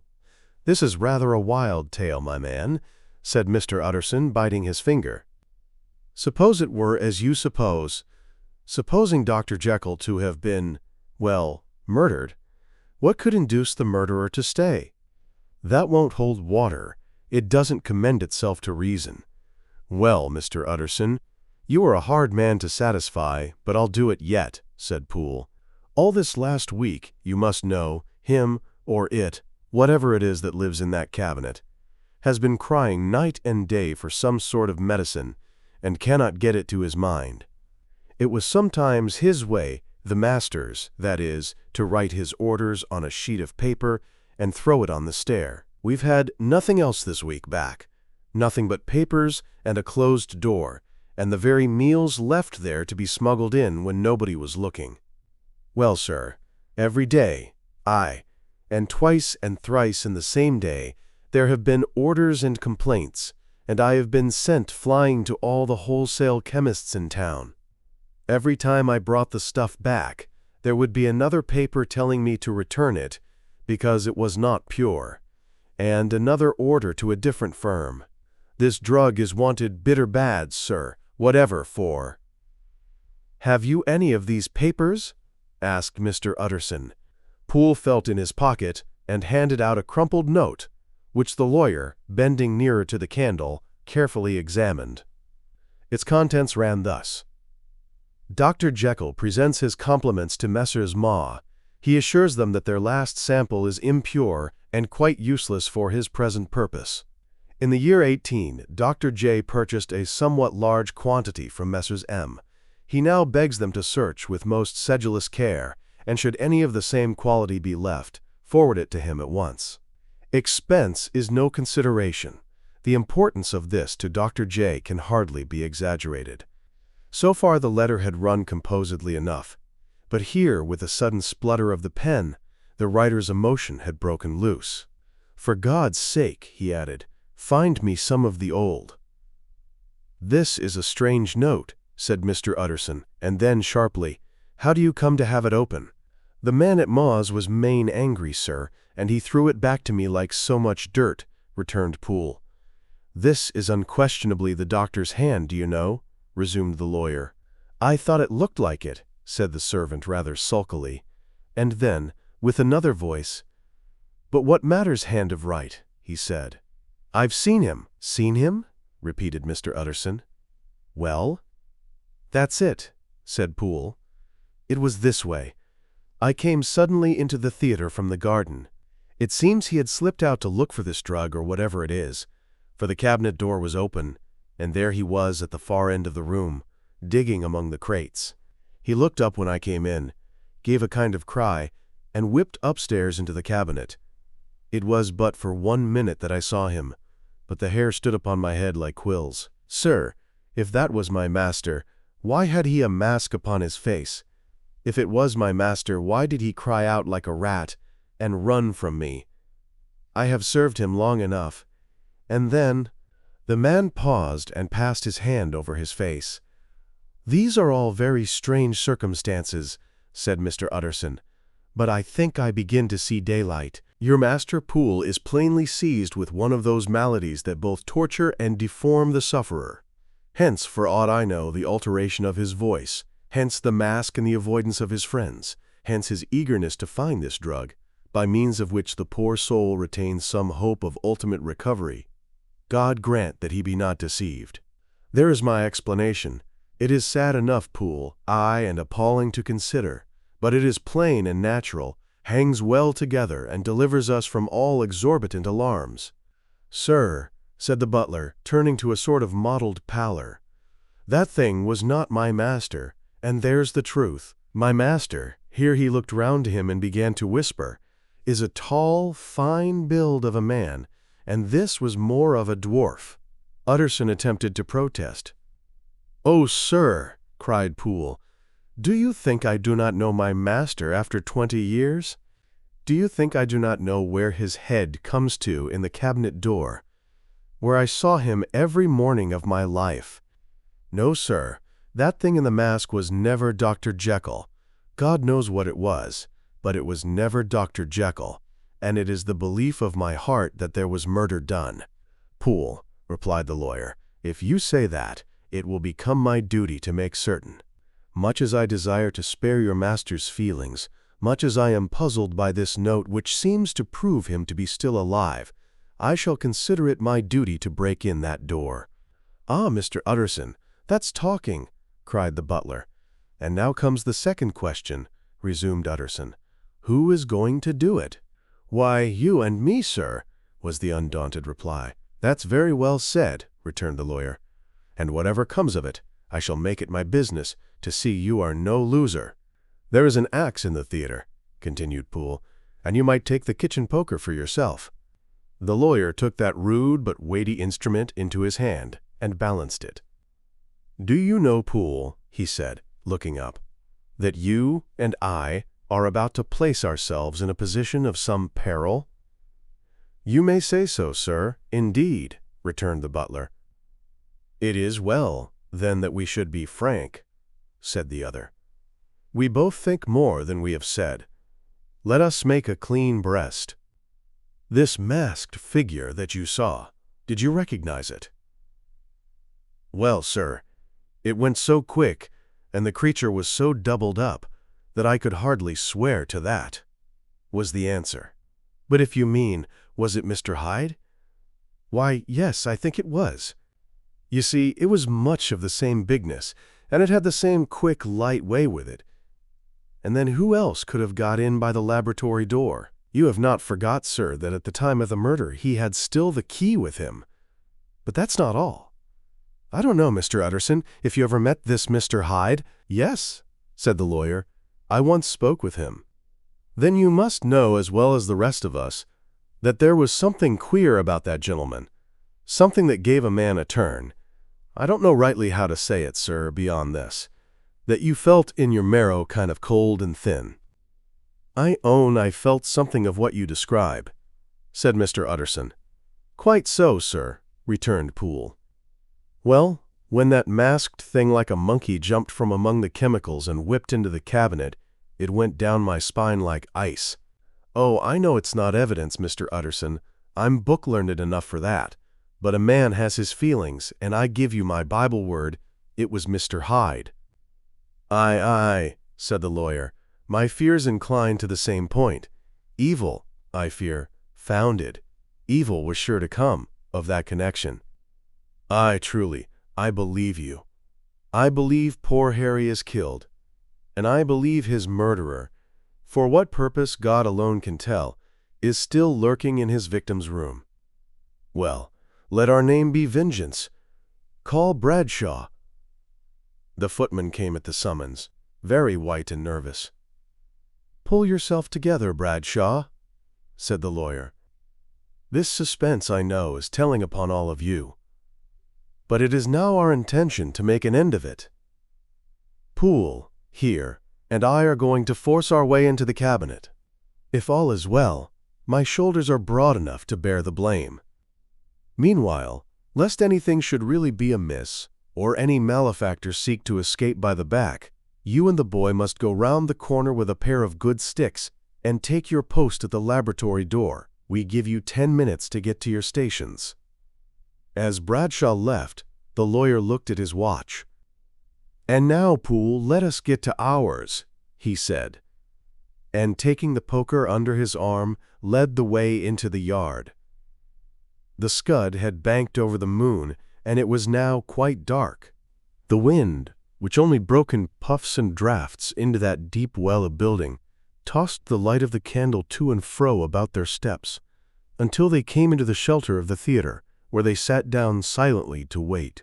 London hummed solemnly all around, but nearer at hand, The stillness was only broken by the sounds of a footfall moving to and fro along the cabinet floor. "So it will walk all day, sir," whispered Poole. "Aye, in the better part of the night. Only when a new sample comes from the chemist, there's a bit of a break. Ah, it's an ill conscience that's such an enemy to rest. Ah, sir, there's blood foully shed in every step of it. But hark again, a little closer. Put your heart in your ears, Mr. Utterson, and tell me, is that the doctor's foot?" The steps fell lightly and oddly, with a certain swing, for all they went so slowly.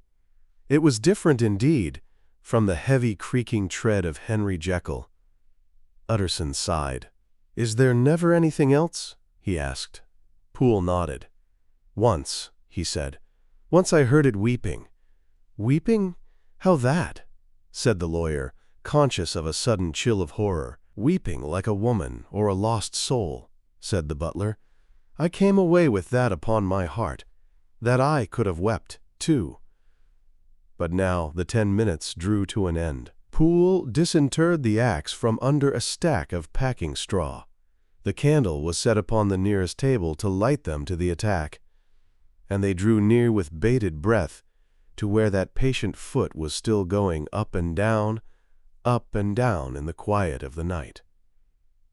"Jekyll," cried Utterson with a loud voice, "I demand to see you." He paused a moment, but there came no reply. "I give you fair warning. Our suspicions are aroused, and I must and shall see you," he resumed. "If not by fair means, then by foul. If not of your consent, then by brute force." "Utterson," said the voice, "for God's sake, have mercy." "Ah, that's not Jekyll's voice. It's Hyde's," cried Utterson. "Down with the door, Poole." Poole swung the axe over his shoulder. The blow shook the building, and the red baize door leaped against the lock and hinges.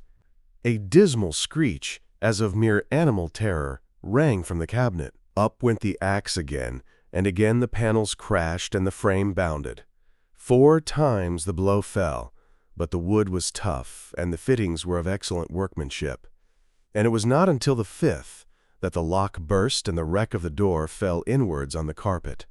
The besiegers, appalled by their own riot and the stillness that had succeeded, stood back a little and peered in. There lay the cabinet before their eyes in the quiet lamplight, a good fire glowing and chattering on the hearth, the kettle singing its thin strain, a drawer or two open, papers neatly set forth on the business table, and nearer the fire, the things laid out for tea. The quietest room, you would have said, and but for the glazed presses full of chemicals, the most commonplace that night in London. Right in the middle there lay the body of a man, sorely contorted and still twitching. They drew near on tiptoe, turned it on its back, and beheld the face of Edward Hyde. He was dressed in clothes far too large for him, clothes of the doctor's bigness. The cords of his face still moved with a semblance of life, but life was quite gone, and by the crushed file in the hand, and the strong smell of kernels that hung upon the air, Utterson knew that he was looking on the body of a self-destroyer. "We have come too late," he said sternly, "whether to save or punish. Hyde is gone to his account, and it only remains for us to find the body of your master." The far greater proportion of the building was occupied by the theater, which filled almost the whole ground story and was lighted from above, and by the cabinet, which formed an upper story at one end and looked upon the court. A corridor joined the theater to the door on the by-street, and with this the cabinet communicated separately by a second flight of stairs. There were, besides, a few dark closets and a spacious cellar. All these they now thoroughly examined. Each closet needed but a glance, for all were empty, and all, by the dust that fell from their doors, had stood long unopened. The cellar indeed was filled with crazy lumber, mostly dating from the times of the surgeon who was Jekyll's predecessor. But even as they opened the door they were advertised of the uselessness of further search by the fall of a perfect mat of cobweb which had for years sealed up the entrance. Nowhere was there any trace of Henry Jekyll, dead or alive. Poole stamped on the flags of the corridor. "He must be buried here," he said, hearkening to the sound. "Or he may have fled," said Utterson, and he turned to examine the door in the by-street. It was locked, and lying nearby on the flags they found the key, already stained with rust. "This does not look like use," observed the lawyer. "Use?" echoed Poole. "Do you not see, sir? It is broken, much as if a man had stamped on it." "Aye," continued Utterson, "and the fractures, too, are rusty." The two men looked at each other with a scare. "This is beyond me, Poole," said the lawyer. "Let us go back to the cabinet." They mounted the stair in silence, and still, with an occasional awe-struck glance at the dead body, proceeded more thoroughly to examine the contents of the cabinet. At one table there were traces of chemical work, various measured heaps of some white salt being laid on glass saucers, as though for an experiment in which the unhappy man had been prevented. "That is the same drug that I was always bringing him," said Poole. And even as he spoke, the kettle with a startling noise boiled over. This brought them to the fireside, where the easy chair was drawn cozily up, and the tea-things stood ready to the sitter's elbow, the very sugar in the cup. There were several books on a shelf. One lay beside the tea-things open, and Utterson was amazed to find it a copy of a pious work, for which Jekyll had several times expressed a great esteem, annotated, in his own hand with startling blasphemies. Next, in the course of their review of the chamber, the searchers came to the cheval-glass, into whose depths they looked with an involuntary horror. But it was so turned as to show them nothing but the rosy glow playing on the roof, the fire sparkling in 100 repetitions along the glazed front of the presses, and their own pale and fearful countenances stooping to look in. "This glass has seen some strange things, sir," whispered Poole. "And surely none stranger than itself," echoed the lawyer in the same tones. "For what did Jekyll—" He caught himself up at the word with a start, and then conquering the weakness. "What could Jekyll want with it?" he said. "You may say that," said Poole. Next they turned to the business table. On the desk, among the neat array of papers, a large envelope was uppermost, and bore, in the doctor's hand, the name of Mr. Utterson. The lawyer unsealed it, and several enclosures fell to the floor. The first was a will, drawn in the same eccentric terms as the one which he had returned 6 months before, to serve as a testament in case of death, and as a deed of gift in case of disappearance. But in place of the name of Edward Hyde, the lawyer, with indescribable amazement, read the name of Gabriel John Utterson. He looked at Poole, and then back at the paper, and last of all at the dead malefactor stretched upon the carpet. "My head goes round," he said. "He has been all these days in possession. He had no cause to like me. He must have raged to see himself displaced, and he has not destroyed this document." He caught up the next paper. It was a brief note in the doctor's hand and dated at the top. "Oh, Poole," the lawyer cried, "he was alive and here this day. He cannot have been disposed of in so short a space. He must be still alive. He must have fled. And then, why fled, and how? And in that case, can we venture to declare this suicide? Oh, we must be careful. I foresee that we may yet involve your master in some dire catastrophe." "Why don't you read it, sir?" asked Poole. "Because I fear," replied the lawyer solemnly. "God grant I have no cause for it." And with that, he brought the paper to his eyes and read as follows: "My dear Utterson, when this shall fall into your hands, I shall have disappeared. Under what circumstances I have not the penetration to foresee, but my instinct, and all the circumstances of my nameless situation, tell me that the end is sure and must be early. Go then, and first read the narrative which Lanyon warned me he was to place in your hands. And if you care to hear more, turn to the confession of your unworthy and unhappy friend Henry Jekyll." "There was a third enclosure?" asked Utterson. "Here, sir," said Poole, and gave into his hands a considerable packet sealed in several places. The lawyer put it in his pocket. "I would say nothing of this paper. If your master has fled or is dead, we may at least save his credit. It is now 10. I must go home and read these documents in quiet, but I shall be back before midnight, when we shall send for the police." They went out, locking the door of the theater behind them, and Utterson, once more leaving the servants gathered about the fire in the hall, trudged back to his office to read the 2 narratives in which this mystery was now to be explained. Dr. Lanyon's narrative. On the 9th of January, now 4 days ago, I received by the evening delivery a registered envelope, addressed in the hand of my colleague and old-school companion, Henry Jekyll. I was a good deal surprised by this, for we were by no means in the habit of correspondence. I had seen the man, dined with him indeed the night before, and I could imagine nothing in our intercourse that should justify formality of registration. The contents increased my wonder, for this is how the letter ran. The 10th of December, 18. Dear Lanyon, you are one of my oldest friends, and although we may have differed at times on scientific questions, I cannot remember, at least on my side, any break in our affection. There was never a day when, if you had said to me, "Jekyll, my life, my honor, my reason depend upon you," I would not have sacrificed my left hand to help you.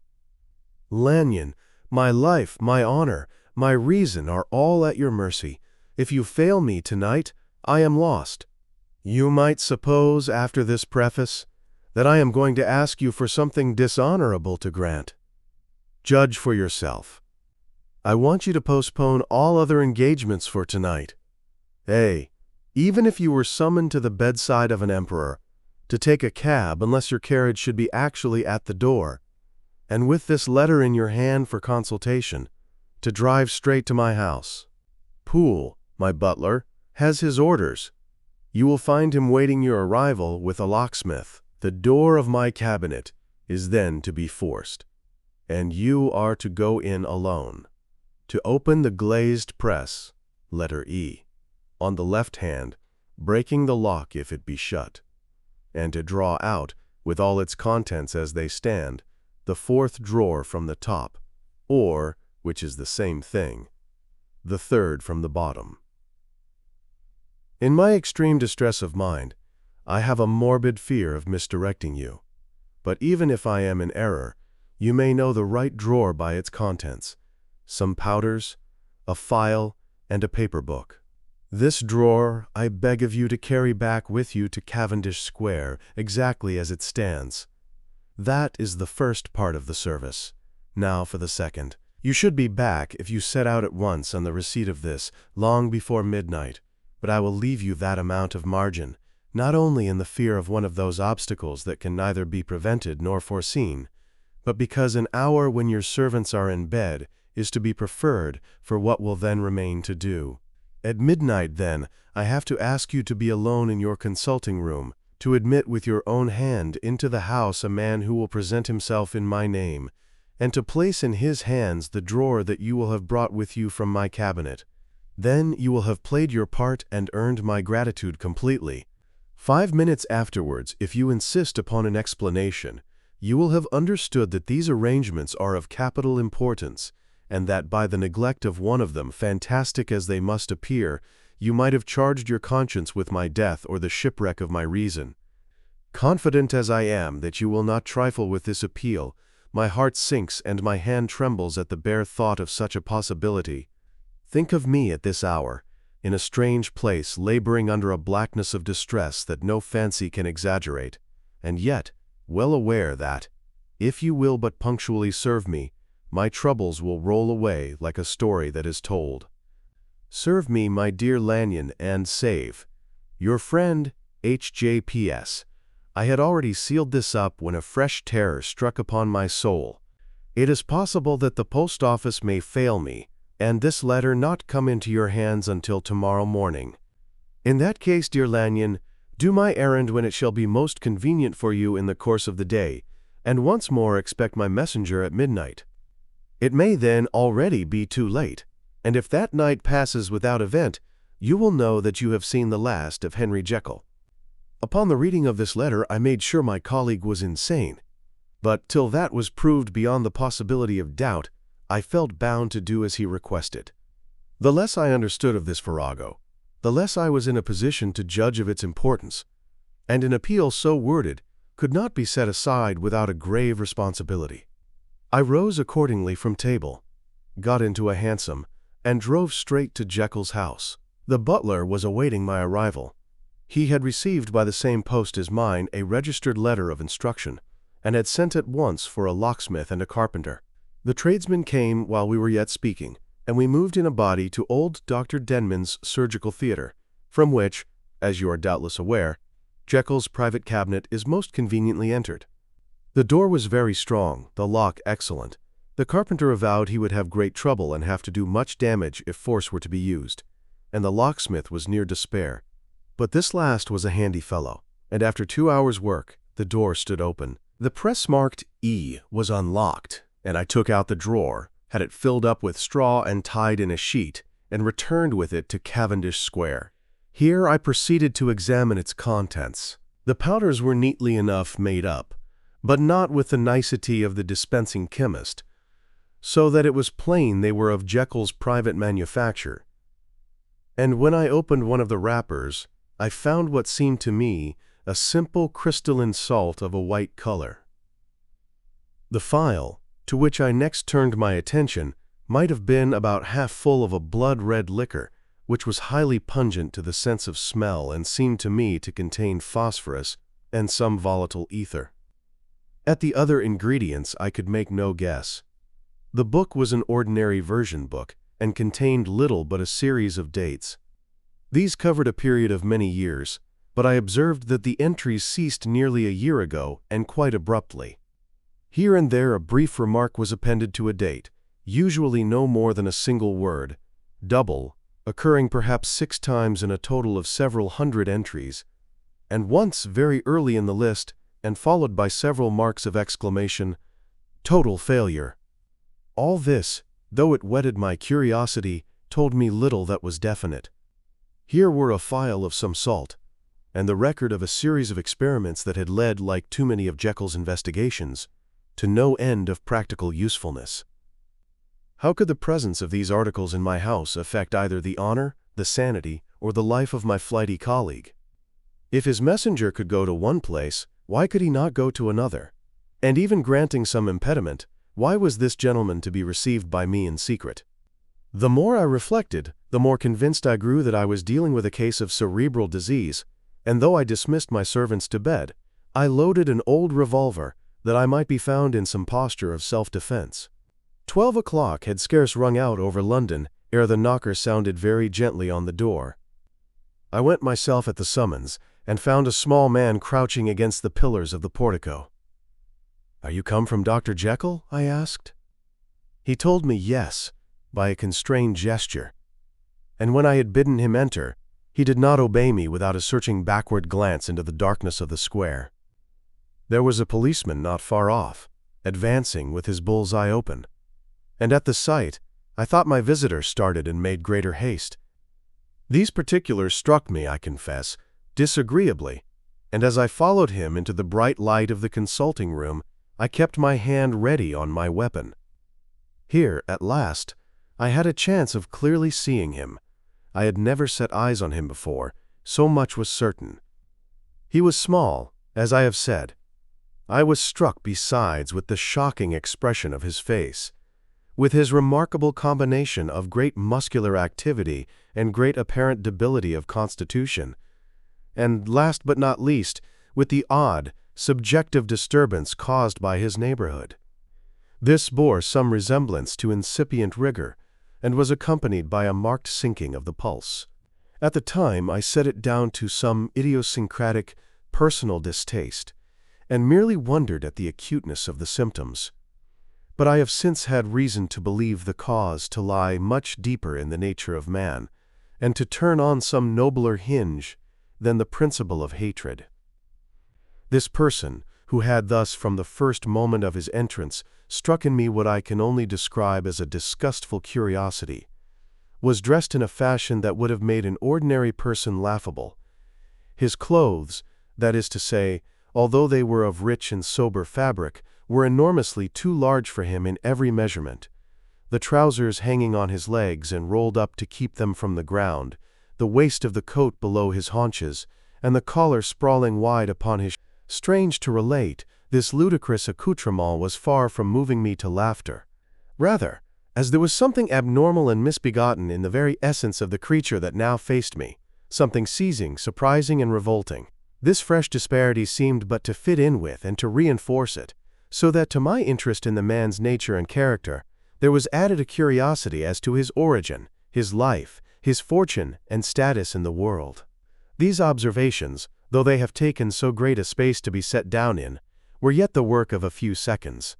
My visitor was, indeed, on fire with somber excitement. "Have you got it?" he cried. "Have you got it?" And so lively was his impatience that he even laid his hand upon my arm and sought to shake me. I put him back, conscious at his touch of a certain icy pang along my blood. "Come, sir," said I. "You forget that I have not yet the pleasure of your acquaintance. Be seated, if you please." And I showed him an example, and sat down myself in my customary seat, and with as fair an imitation of my ordinary manner to a patient, as the lateness of the hour, the nature of my preoccupations, and the horror I had of my visitor, would suffer me to muster. "I beg your pardon, Dr. Lanyon," he replied civilly enough. "What you say is very well founded, and my impatience has shown its heels to my politeness. I come here at the instance of your colleague, Dr. Henry Jekyll, on a piece of business of some moment, and I understood." He paused and put his hand to his throat, and I could see, in spite of his collected manner, that he was wrestling against the approaches of the hysteria. I understood. A drawer. But here I took pity on my visitor's suspense, and some perhaps on my own growing curiosity. "There it is, sir," said I, pointing to the drawer, where it lay on the floor behind a table and still covered with the sheet. He sprang to it, and then paused, and laid his hand upon his heart. I could hear his teeth grate with the convulsive action of his jaws, and his face was so ghastly to see that I grew alarmed both for his life and reason. "Compose yourself," said I. He turned a dreadful smile to me, and as if with the decision of despair, plucked away the sheet. At sight of the contents he uttered one loud sob of such immense relief that I sat petrified. And, the next moment, in a voice that was already fairly well under control, "Have you a graduated glass?" he asked. I rose from my place with something of an effort, and gave him what he asked. He thanked me with a smiling nod, measured out a few minims of the red tincture, and added one of the powders. The mixture, which was at first of a reddish hue, began, in proportion as the crystals melted, to brighten in color, to effervesce audibly, and to throw off small fumes of vapor. Suddenly, and at the same moment, the ebullition ceased, and the compound changed to a dark purple, which faded again more slowly to a watery green. My visitor, who had watched these metamorphoses with a keen eye, smiled, set down the glass upon the table, and then turned and looked upon me with an air of scrutiny. "And now," said he, "to settle what remains, will you be wise? Will you be guided? Will you suffer me to take this glass in my hand, and to go forth from your house without further parley? Or has the greed of curiosity too much command of you? Think before you answer, for it shall be done as you decide. As you decide, you shall be left as you were before, and neither richer nor wiser, unless the sense of service rendered to a man in mortal distress may be counted as a kind of riches of the soul. Or, if you shall so prefer to choose, a new province of knowledge and new avenues to fame and power shall be laid open to you, here, in this room, upon the instant, and your sight shall be blasted by a prodigy to stagger the unbelief of Satan." "Sir," said I, affecting a coolness that I was far from truly possessing, "you speak enigmas, and you will perhaps not wonder that I hear you with no very strong impression of belief. But I have gone too far in the way of inexplicable services to pause before I see the end." "It is well," replied my visitor. "Lanyon, you remember your vows. What follows is under the seal of our profession. And now, you who have so long been bound to the most narrow and material views, you who have denied the virtue of transcendental medicine, you who have derided your superiors, behold." He put the glass to his lips and drank at one gulp. A cry followed. He reeled, staggered, clutched at the table and held on, staring with injected eyes, gasping with open mouth. And as I looked, there came, I thought, a change. He seemed to swell. His face became suddenly black, and the features seemed to melt and alter. And the next moment, I had sprung to my feet and leaped back against the wall, my arms raised to shield me from that prodigy, my mind submerged in terror. "Oh God!" I screamed, and "Oh God!" again and again, for there before my eyes, pale and shaken and half fainting, and groping before him with his hands, like a man restored from death, there stood Henry Jekyll. What he told me in the next hour, I cannot bring my mind to set on paper. I saw what I saw, I heard what I heard, and my soul sickened at it. And yet now, when that sight has faded from my eyes, I ask myself if I believe it, and I cannot answer. My life is shaken to its roots, sleep has left me. The deadliest terror sits by me at all hours of the day and night, and I feel that my days are numbered, and that I must die, and yet I shall die incredulous. As for the moral turpitude that man unveiled to me, even with tears of penitence, I cannot, even in memory, dwell on it without a start of horror. I will say but one thing, Utterson, and that, if you can bring your mind to credit it, will be more than enough. The creature who crept into my house that night was, on Jekyll's own confession, known by the name of Hyde, and hunted for in every corner of the land as the murderer of Carew. Hasty Lanyon, Henry Jekyll's full statement of the case. I was born in the year 18, to a large fortune, endowed besides with excellent parts, inclined by nature to industry, fond of the respect of the wise and good among my fellow men, and thus, as might have been supposed, with every guarantee of an honorable and distinguished future. And indeed, the worst of my faults was a certain impatient gaiety of disposition, such as has made the happiness of many, but such as I found it hard to reconcile with my imperious desire to carry my head high, and wear a more than commonly grave countenance before the public. Hence it came about that I concealed my pleasures, and that when I reached years of reflection, and began to look round me, and take stock of my progress and position in the world, I stood already committed to a profound duplicity of life. Many a man would have even blazoned such irregularities as I was guilty of, but from the high views that I had set before me, I regarded and hid them with an almost morbid sense of shame. It was thus rather the exacting nature of my aspirations than any particular degradation in my faults that made me what I was, and, with even a deeper trench than in the majority of men, severed in me those provinces of good and ill which divide and compound man's dual nature. In this case, I was driven to reflect deeply and inveterately on that hard law of life, which lies at the root of religion, and is one of the most plentiful springs of distress. Though so profound a double dealer, I was in no sense a hypocrite. Both sides of me were in dead earnest.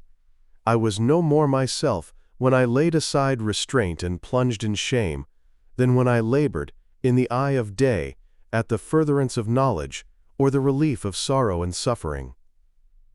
And it chanced that the direction of my scientific studies, which led wholly towards the mystic and the transcendental, reacted and shed a strong light on this consciousness of the perennial war among my members.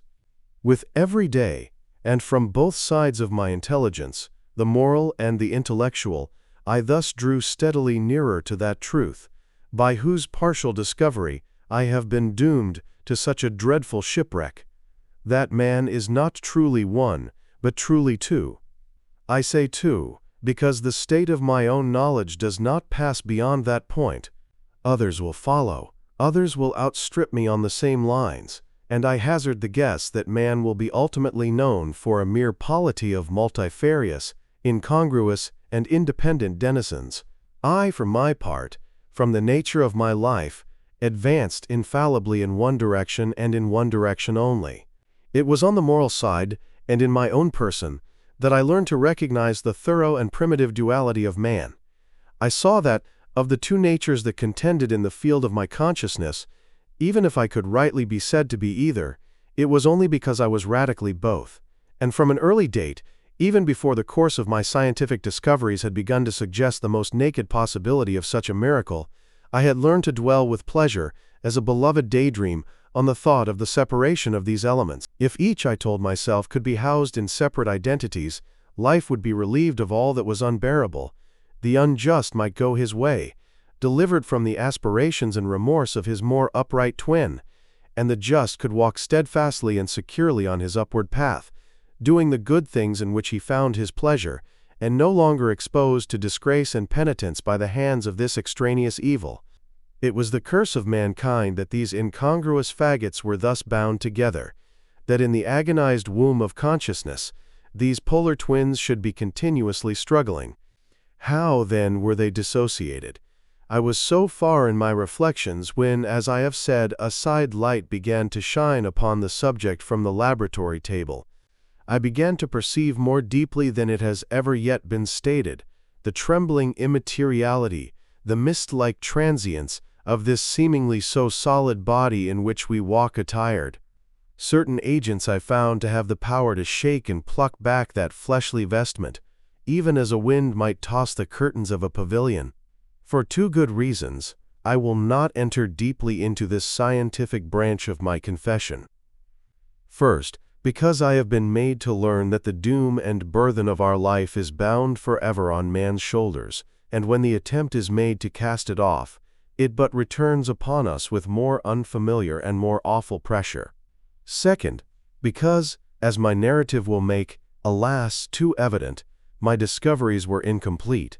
Enough, then, that I not only recognized my natural body from the mere aura and effulgence of certain of the powers that made up my spirit, but managed to compound a drug by which these powers should be dethroned from their supremacy, and a second form and countenance substituted, none the less natural to me because they were the expression, and bore the stamp, of lower elements in my soul. I hesitated long before I put this theory to the test of practice.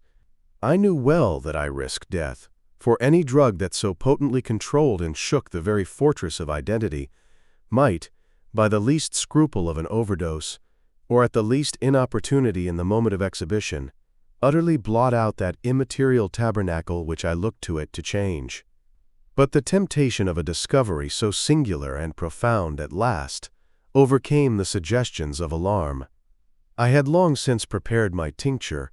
I purchased at once, from a firm of wholesale chemists, a large quantity of a particular salt which I knew, from my experiments, to be the last ingredient required.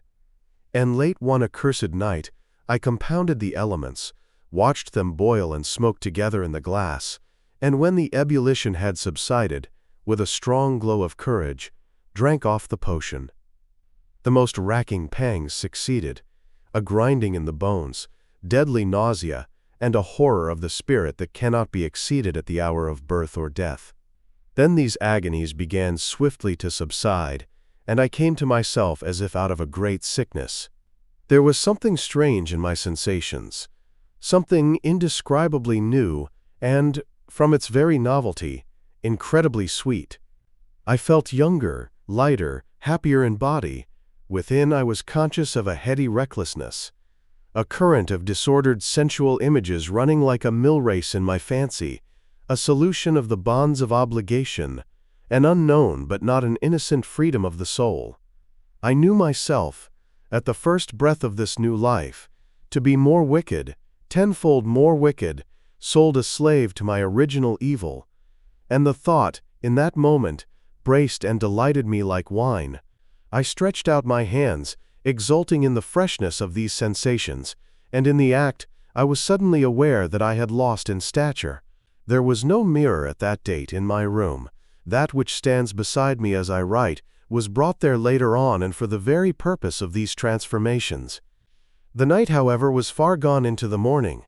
The morning, black as it was nearly ripe for the conception of the day. The inmates of my house were locked in the most rigorous hours of slumber, and I determined, flushed as I was with hope and triumph, to venture in my new shape as far as to my bedroom. I crossed the yard, wherein the constellations looked down upon me. I could have thought, with wonder, the first creature of that sort that their unsleeping vigilance had yet disclosed to them. I stole through the corridors, a stranger in my own house, and coming to my room, I saw for the first time the appearance of Edward Hyde. I must here speak by theory alone, saying not that which I know, but that which I suppose to be most probable. The evil side of my nature, to which I had now transferred the stamping efficacy, was less robust and less developed than the good which I had just deposed. Again, in the course of my life, which had been, after all, 9/10 a life of effort, virtue, and control, it had been much less exercised and much less exhausted. And hence, as I think, it came about that Edward Hyde was so much smaller, slighter, and younger than Henry Jekyll. Even as good shone upon the countenance of the one, evil was written broadly and plainly on the face of the other. Evil, besides, which I must still believe to be the lethal side of man, had left on that body an imprint of deformity and decay. And yet, when I looked upon that ugly idol in the glass, I was conscious of no repugnance, rather of a leap of welcome. This, too, was myself. It seemed natural and human. In my eyes it bore a livelier image of the spirit. It seemed more express and single than the imperfect and divided countenance I had been hitherto accustomed to call mine. And in so far I was doubtless right.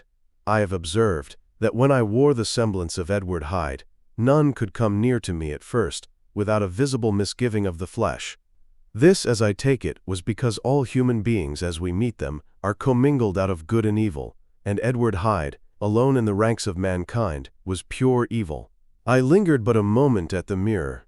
The second and conclusive experiment had yet to be attempted. It yet remained to be seen if I had lost my identity beyond redemption, and must flee before daylight from a house that was no longer mine. And hurrying back to my cabinet, I once more prepared and drank the cup, once more suffered the pangs of dissolution, and came to myself once more with the character, the stature, and the face of Henry Jekyll. That night I had come to the fatal crossroads. Had I approached my discovery in a more noble spirit, had I risked the experiment while under the empire of generous or pious aspirations, all must have been otherwise. And from these agonies of death and birth, I had come forth an angel instead of a fiend. The drug had no discriminating action. It was neither diabolical nor divine. It but shook the doors of the prison house of my disposition, and like the captives of Philippi, that which stood within ran forth.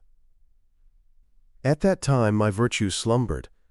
My evil, kept awake by ambition, was alert and swift to seize the occasion, and the thing that was projected was Edward Hyde. Hence, although I had now two characters as well as two appearances, one was wholly evil, and the other was still the old Henry Jekyll, that incongruous compound, of whose reformation and improvement I had already learned to despair. The movement was thus wholly toward the worse. Even at that time, I had not conquered my aversions to the dryness of a life of study.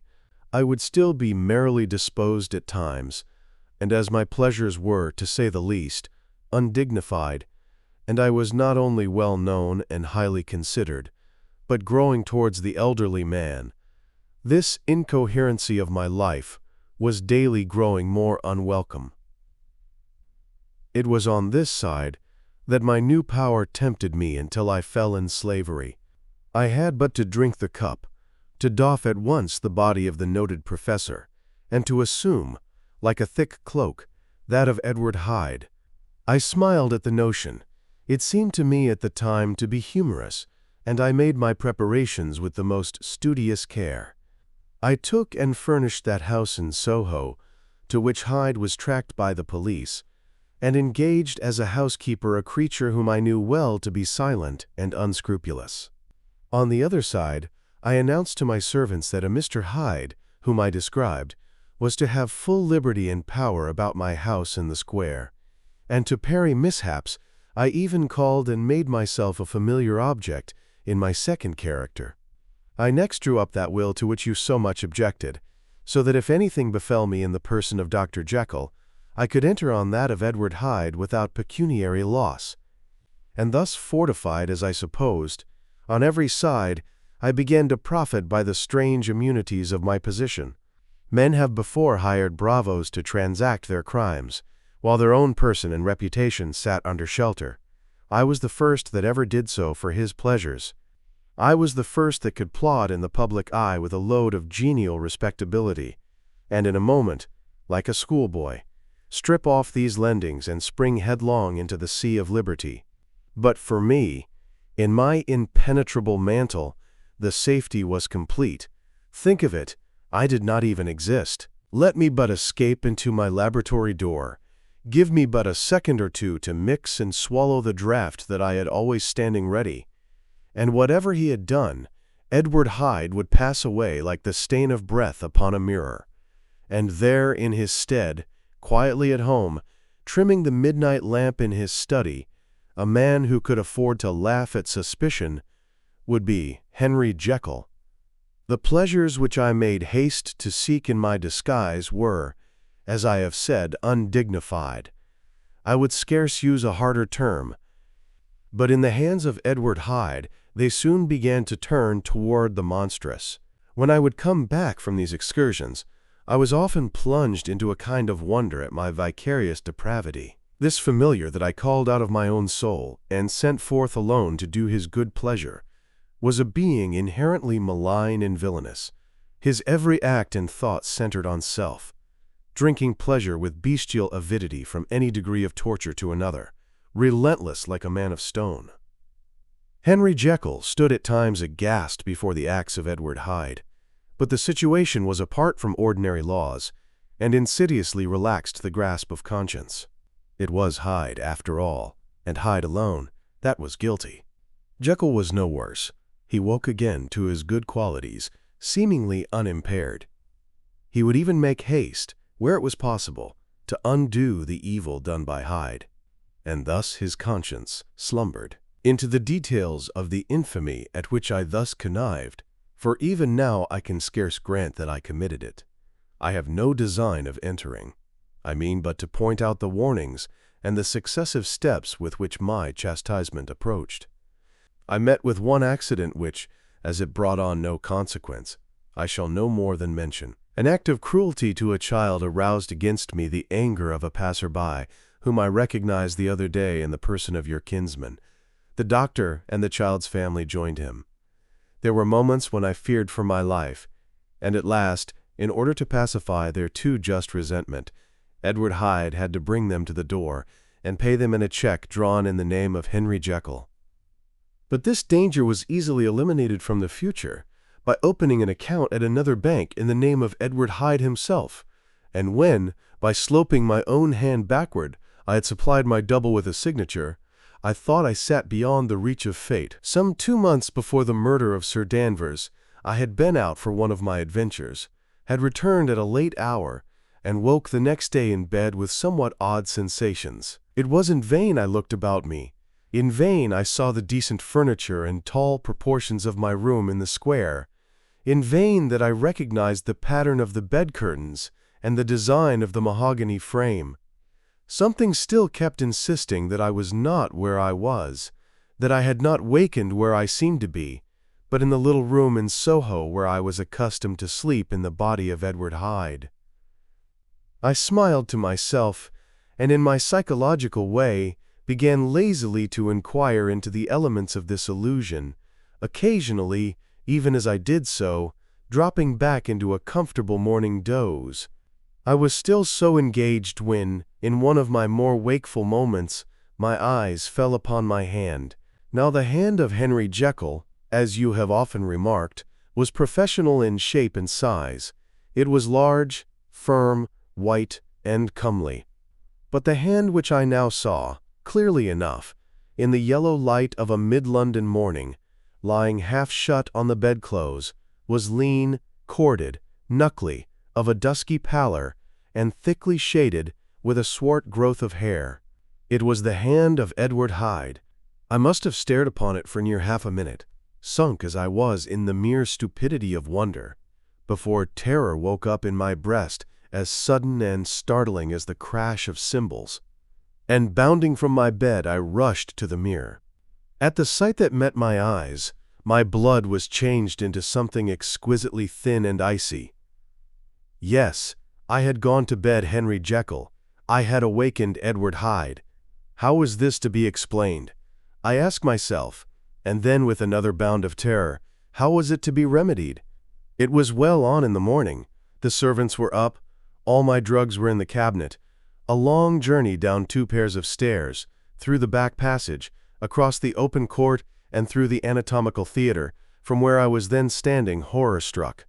It might indeed be possible to cover my face, but of what use was that, when I was unable to conceal the alteration in my stature?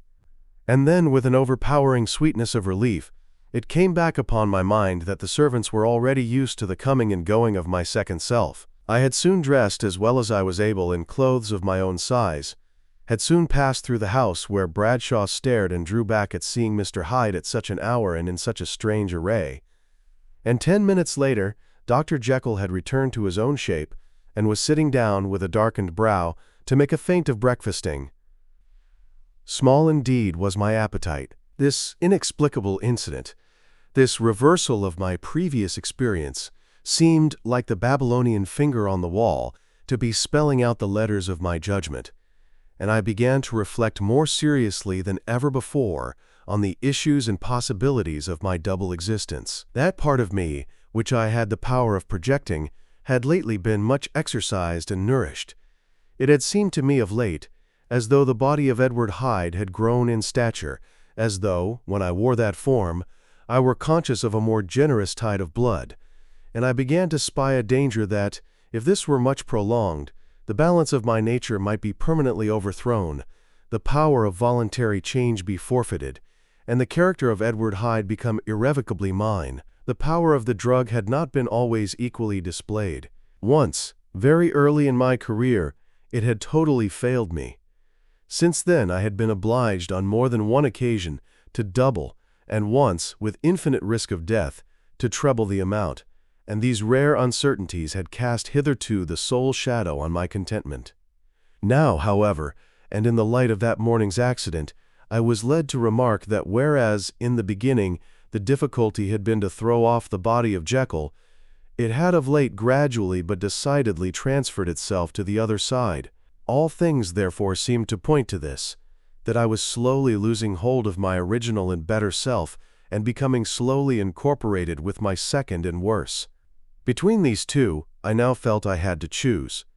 My two natures had memory in common, but all other faculties were most unequally shared between them. Jekyll, who was composite, now with the most sensitive apprehensions, now with a greedy gusto, projected and shared in the pleasures and adventures of Hyde. But Hyde was indifferent to Jekyll, or but remembered him as the mountain bandit remembers the cavern in which he conceals himself from pursuit. Jekyll had more than a father's interest. Hyde had more than a son's indifference. To cast in my lot with Jekyll was to die to those appetites which I had long secretly indulged, and had of late begun to pamper. To cast it in with Hyde was to die to 1,000 interests and aspirations, and to become, at a blow and forever, despised and friendless. The bargain might appear unequal, but there was still another consideration in the scales, for while Jekyll would suffer smartingly in the fires of abstinence, Hyde would be not even conscious of all that he had lost. Strange as my circumstances were, the terms of this debate are as old and commonplace as man. Much the same inducements and alarms cast the die for any tempted and trembling sinner. And it fell out with me, as it falls with so vast a majority of my fellows, that I chose the better part, and was found wanting in the strength to keep to it.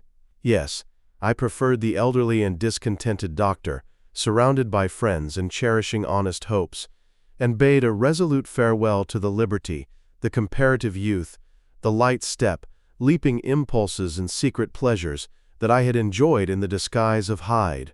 I made this choice perhaps with some unconscious reservation, for I neither gave up the house in Soho, nor destroyed the clothes of Edward Hyde, which still lay ready in my cabinet.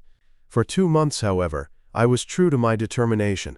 For 2 months I led a life of such severity as I had never before attained to, and enjoyed the compensations of an approving conscience. But time began at last to obliterate the freshness of my alarm, The praises of conscience began to grow into a thing of course. I began to be tortured with throes and longings, as of Hyde struggling after freedom, and at last, in an hour of moral weakness, I once again compounded and swallowed the transforming draught. I do not suppose that when a drunkard reasons with himself upon his vice, he is once out of 500 times affected by the dangers that he runs through his brutish, physical insensibility. Neither had I, long as I had considered my position, made enough allowance for the complete moral insensibility and insensate readiness to evil, which were the leading characters of Edward Hyde. Yet it was by these that I was punished. My devil had been long caged, he came out roaring.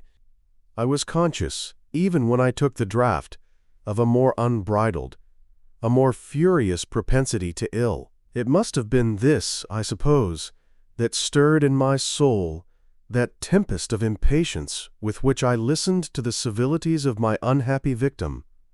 I declare, at least before God, no man morally sane could have been guilty of that crime upon so pitiful a provocation, and that I struck in no more reasonable spirit than that in which a sick child may break a plaything. But I had voluntarily stripped myself of all those balancing instincts by which even the worst of us continues to walk with some degree of steadiness among temptations. And in my case, to be tempted, however slightly, was to fall. Instantly the spirit of hell awoke in me and raged. With a transport of glee I mauled the unresisting body, tasting delight from every blow. And it was not till weariness had begun to succeed that I was suddenly, in the top fit of my delirium, struck through the heart by a cold thrill of terror. A mist dispersed. I saw my life to be forfeit, and fled from the scene of these excesses, at once glorying and trembling, my lust of evil gratified and stimulated, my love of life screwed to the topmost peg. I ran to the house in Soho, and, to make assurance doubly sure, destroyed my papers. Thence I set out through the lamplit streets, in the same divided ecstasy of mind, gloating on my crime, light-headedly devising others in the future, and yet still hastening, and still hearkening in my wake, for the steps of the avenger. Hyde had a song upon his lips as he compounded the draught, and, as he drank it, pledged the dead man. The pangs of transformation had not done tearing him, before Henry Jekyll, with streaming tears of gratitude and remorse, had fallen upon his knees, and lifted his clasped hands to God. The veil of self-indulgence was rent from head to foot. I saw my life as a whole. I followed it up from the days of childhood, when I had walked with my father's hand, and through the self-denying toils of my professional life, to arrive again and again, with the same sense of unreality, at the damned horrors of the evening. I could have screamed aloud. I sought with tears and prayers to smother down the crowd of hideous images and sounds with which my memory swarmed against me, and still, between the petitions, the ugly face of my iniquity stared into my soul. As the acuteness of this remorse began to die away, it was succeeded by a sense of joy. The problem of my conduct was solved. Hyde was thenceforth impossible. Whether I would or not, I was now confined to the better part of my existence, and oh, how I rejoiced to think of it! With what willing humility I embraced anew the restrictions of natural life! With what sincere renunciation I locked the door by which I had so often gone and come, and ground the key under my heel! The next day came the news that the murder had not been overlooked, that the guilt of Hyde was patent to the world, and that the victim was a man high in public estimation. It was not only a crime, it had been a tragic folly. I think I was glad to know it. I think I was glad to have my better impulses thus buttressed and guarded by the terrors of the scaffold. Jekyll was now my city of refuge. Let but Hyde peep out an instant, and the hands of all men would be raised to take and slay him. I resolved in my future conduct to redeem the past, and I can say with honesty that my resolve was fruitful of some good. You know yourself how earnestly in the last months of the last year I labored to relieve suffering.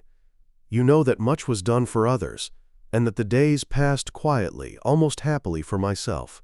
Nor can I truly say that I wearied of this beneficent and innocent life. I think instead that I daily enjoyed it more completely. But I was still cursed with my duality of purpose, and as the first edge of my penitence wore off, the lower side of me, so long indulged, so recently chained down, began to growl for license.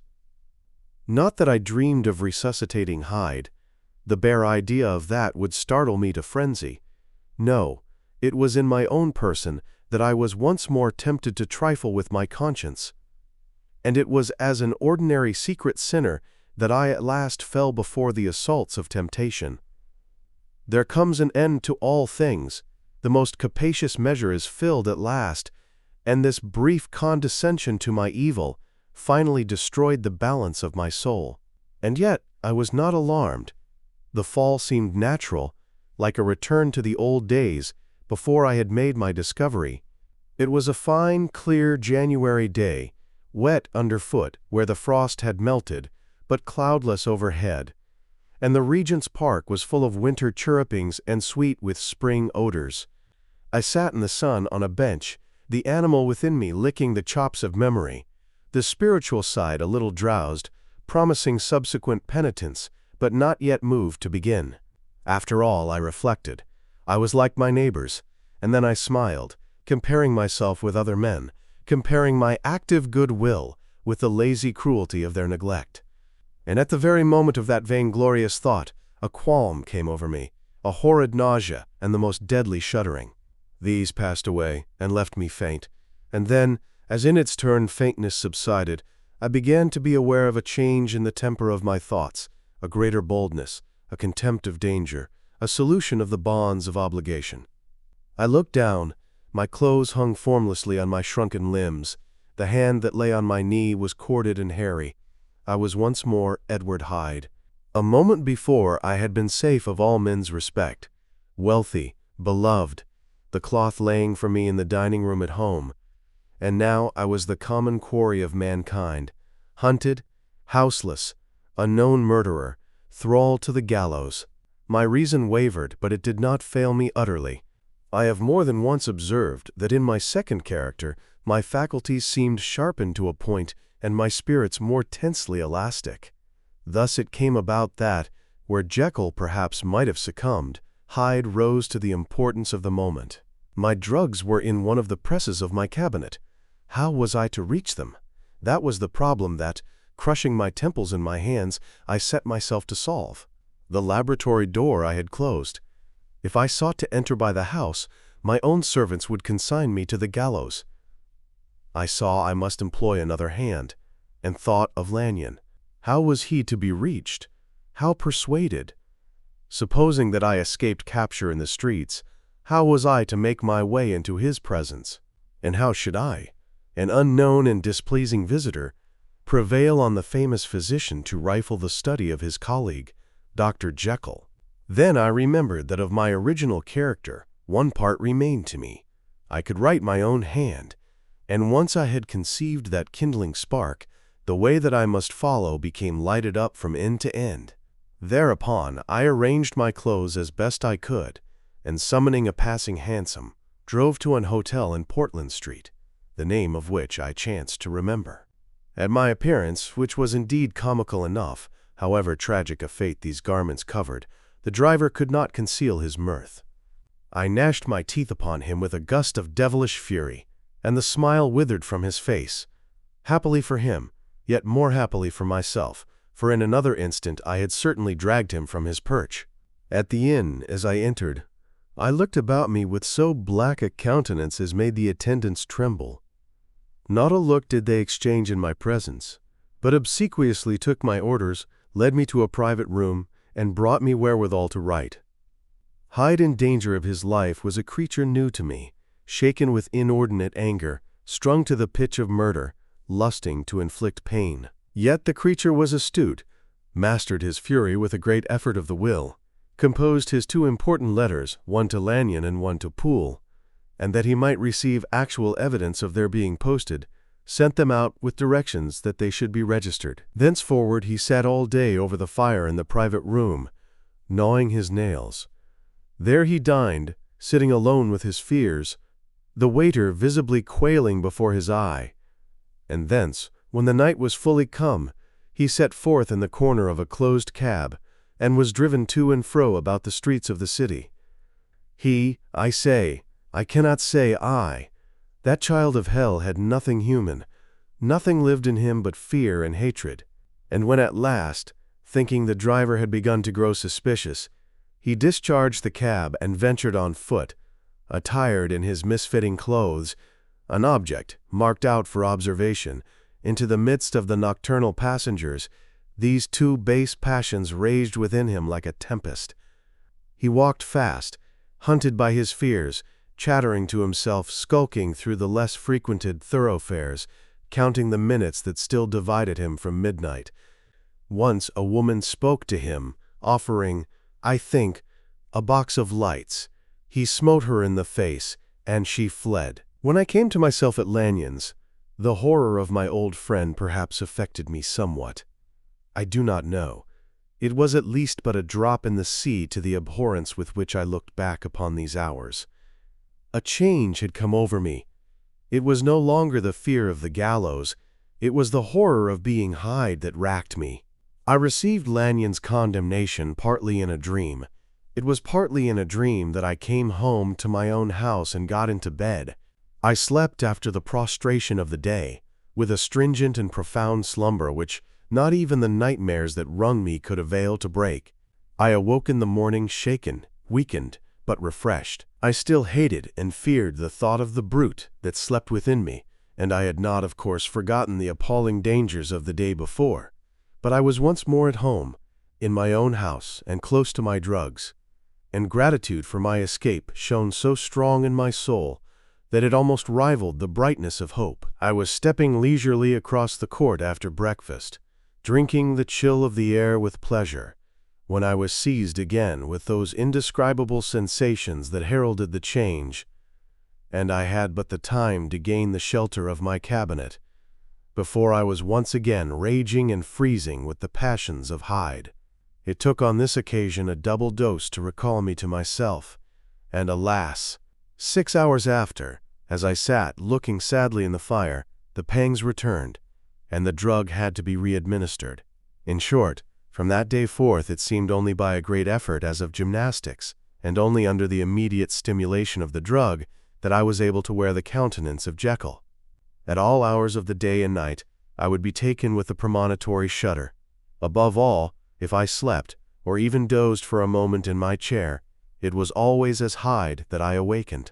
Under the strain of this continually impending doom, and by the sleeplessness to which I now condemned myself, even beyond what I had thought possible to man, I became in my own person a creature eaten up and emptied by fever, languidly weak both in body and mind, and solely occupied by one thought, the horror of my other self. But when I slept, or when the virtue of the medicine wore off, I would leap almost without transition, for the pangs of transformation grew daily less marked, into the possession of a fancy brimming with images of terror, a soul boiling with causeless hatreds, and a body that seemed not strong enough to contain the raging energies of life. The powers of Hyde seemed to have grown with the sickliness of Jekyll, and certainly the hate that now divided them was equal on each side. With Jekyll it was a thing of vital instinct. He had now seen the full deformity of that creature that shared with him some of the phenomena of consciousness, and was co-heir with him to death. And beyond these links of community, which in themselves made the most poignant part of his distress, he thought of Hyde, for all his energy of life, as of something not only hellish, but inorganic. This was the shocking thing, that the slime of the pit seemed to utter cries and voices, that the amorphous dust gesticulated and sinned, that what was dead and had no shape should usurp the offices of life, and this again, that insurgent horror was knit to him closer than a wife, closer than an eye, lay caged in his flesh, where he heard it mutter and felt it struggle to be born, and at every hour of weakness, and in the confidence of slumber, prevailed against him, and deposed him out of life. The hatred of Hyde for Jekyll was of a different order. His terror of the gallows drove him continually to commit temporary suicide and return to his subordinate station of a part instead of a person. But he loathed the necessity, he loathed the despondency into which Jekyll was now fallen, and he resented the dislike with which he was himself regarded. Hence the ape-like tricks that he would play me, scrawling in my own hand blasphemies on the pages of my books, burning the letters and destroying the portrait of my father. And indeed, had it not been for his fear of death, he would long ago have ruined himself in order to involve me in the ruin. But his love of life is wonderful. I go further. I, who sicken and freeze at the mere thought of him, when I recall the objection and passion of this attachment, and when I know how he fears my power to cut him off by suicide, I find it in my heart to pity him. It is useless, and the time awfully fails me to prolong this description. No one has ever suffered such torments, let that suffice, and yet even to these, habit brought, no, not alleviation, but a certain callousness of soul, a certain acquiescence of despair, and my punishment might have gone on for years, but for the last calamity which has now fallen, and which has finally severed me from my own face and nature. My provision of the salt, which had never been renewed since the date of the first experiment, began to run low. I sent out for a fresh supply and mixed the draught. The ebullition followed, and the first change of color, not the second. I drank it, and it was without efficiency. You will learn from Poole how I have had London ransacked. It was in vain, and I am now persuaded that my first supply was impure, and that it was that unknown impurity which lent efficacy to the draught. About a week has passed, and I am now finishing this statement under the influence of the last of the old powders. This, then, is the last time, short of a miracle, that Henry Jekyll can think his own thoughts, or see his own face, now how sadly altered, in the glass. Nor must I delay too long to bring my writing to an end, for if my narrative has hitherto escaped destruction, it has been by a combination of great prudence and great good luck. Should the throes of change take me in the act of writing it, Hyde will tear it in pieces, but if some time shall have elapsed after I have laid it by, his wonderful selfishness and circumscription to the moment will probably save it once again from the action of his ape-like spite. And indeed the doom that is closing on us both has already changed and crushed him. Half an hour from now, when I shall again and forever re-endue that hated personality, I know how I shall sit shuddering and weeping in my chair, or continue, with the most strained and fear-struck ecstasy of listening, to pace up and down this room, my last earthly refuge, and give ear to every sound of menace. Will Hyde die upon the scaffold, or will he find courage to release himself at the last moment? God knows. I am careless. This is my true hour of death, and what is to follow concerns another than myself. Here, then, as I lay down the pen and proceed to seal up my confession, I bring the life of that unhappy Henry Jekyll to an end. The end,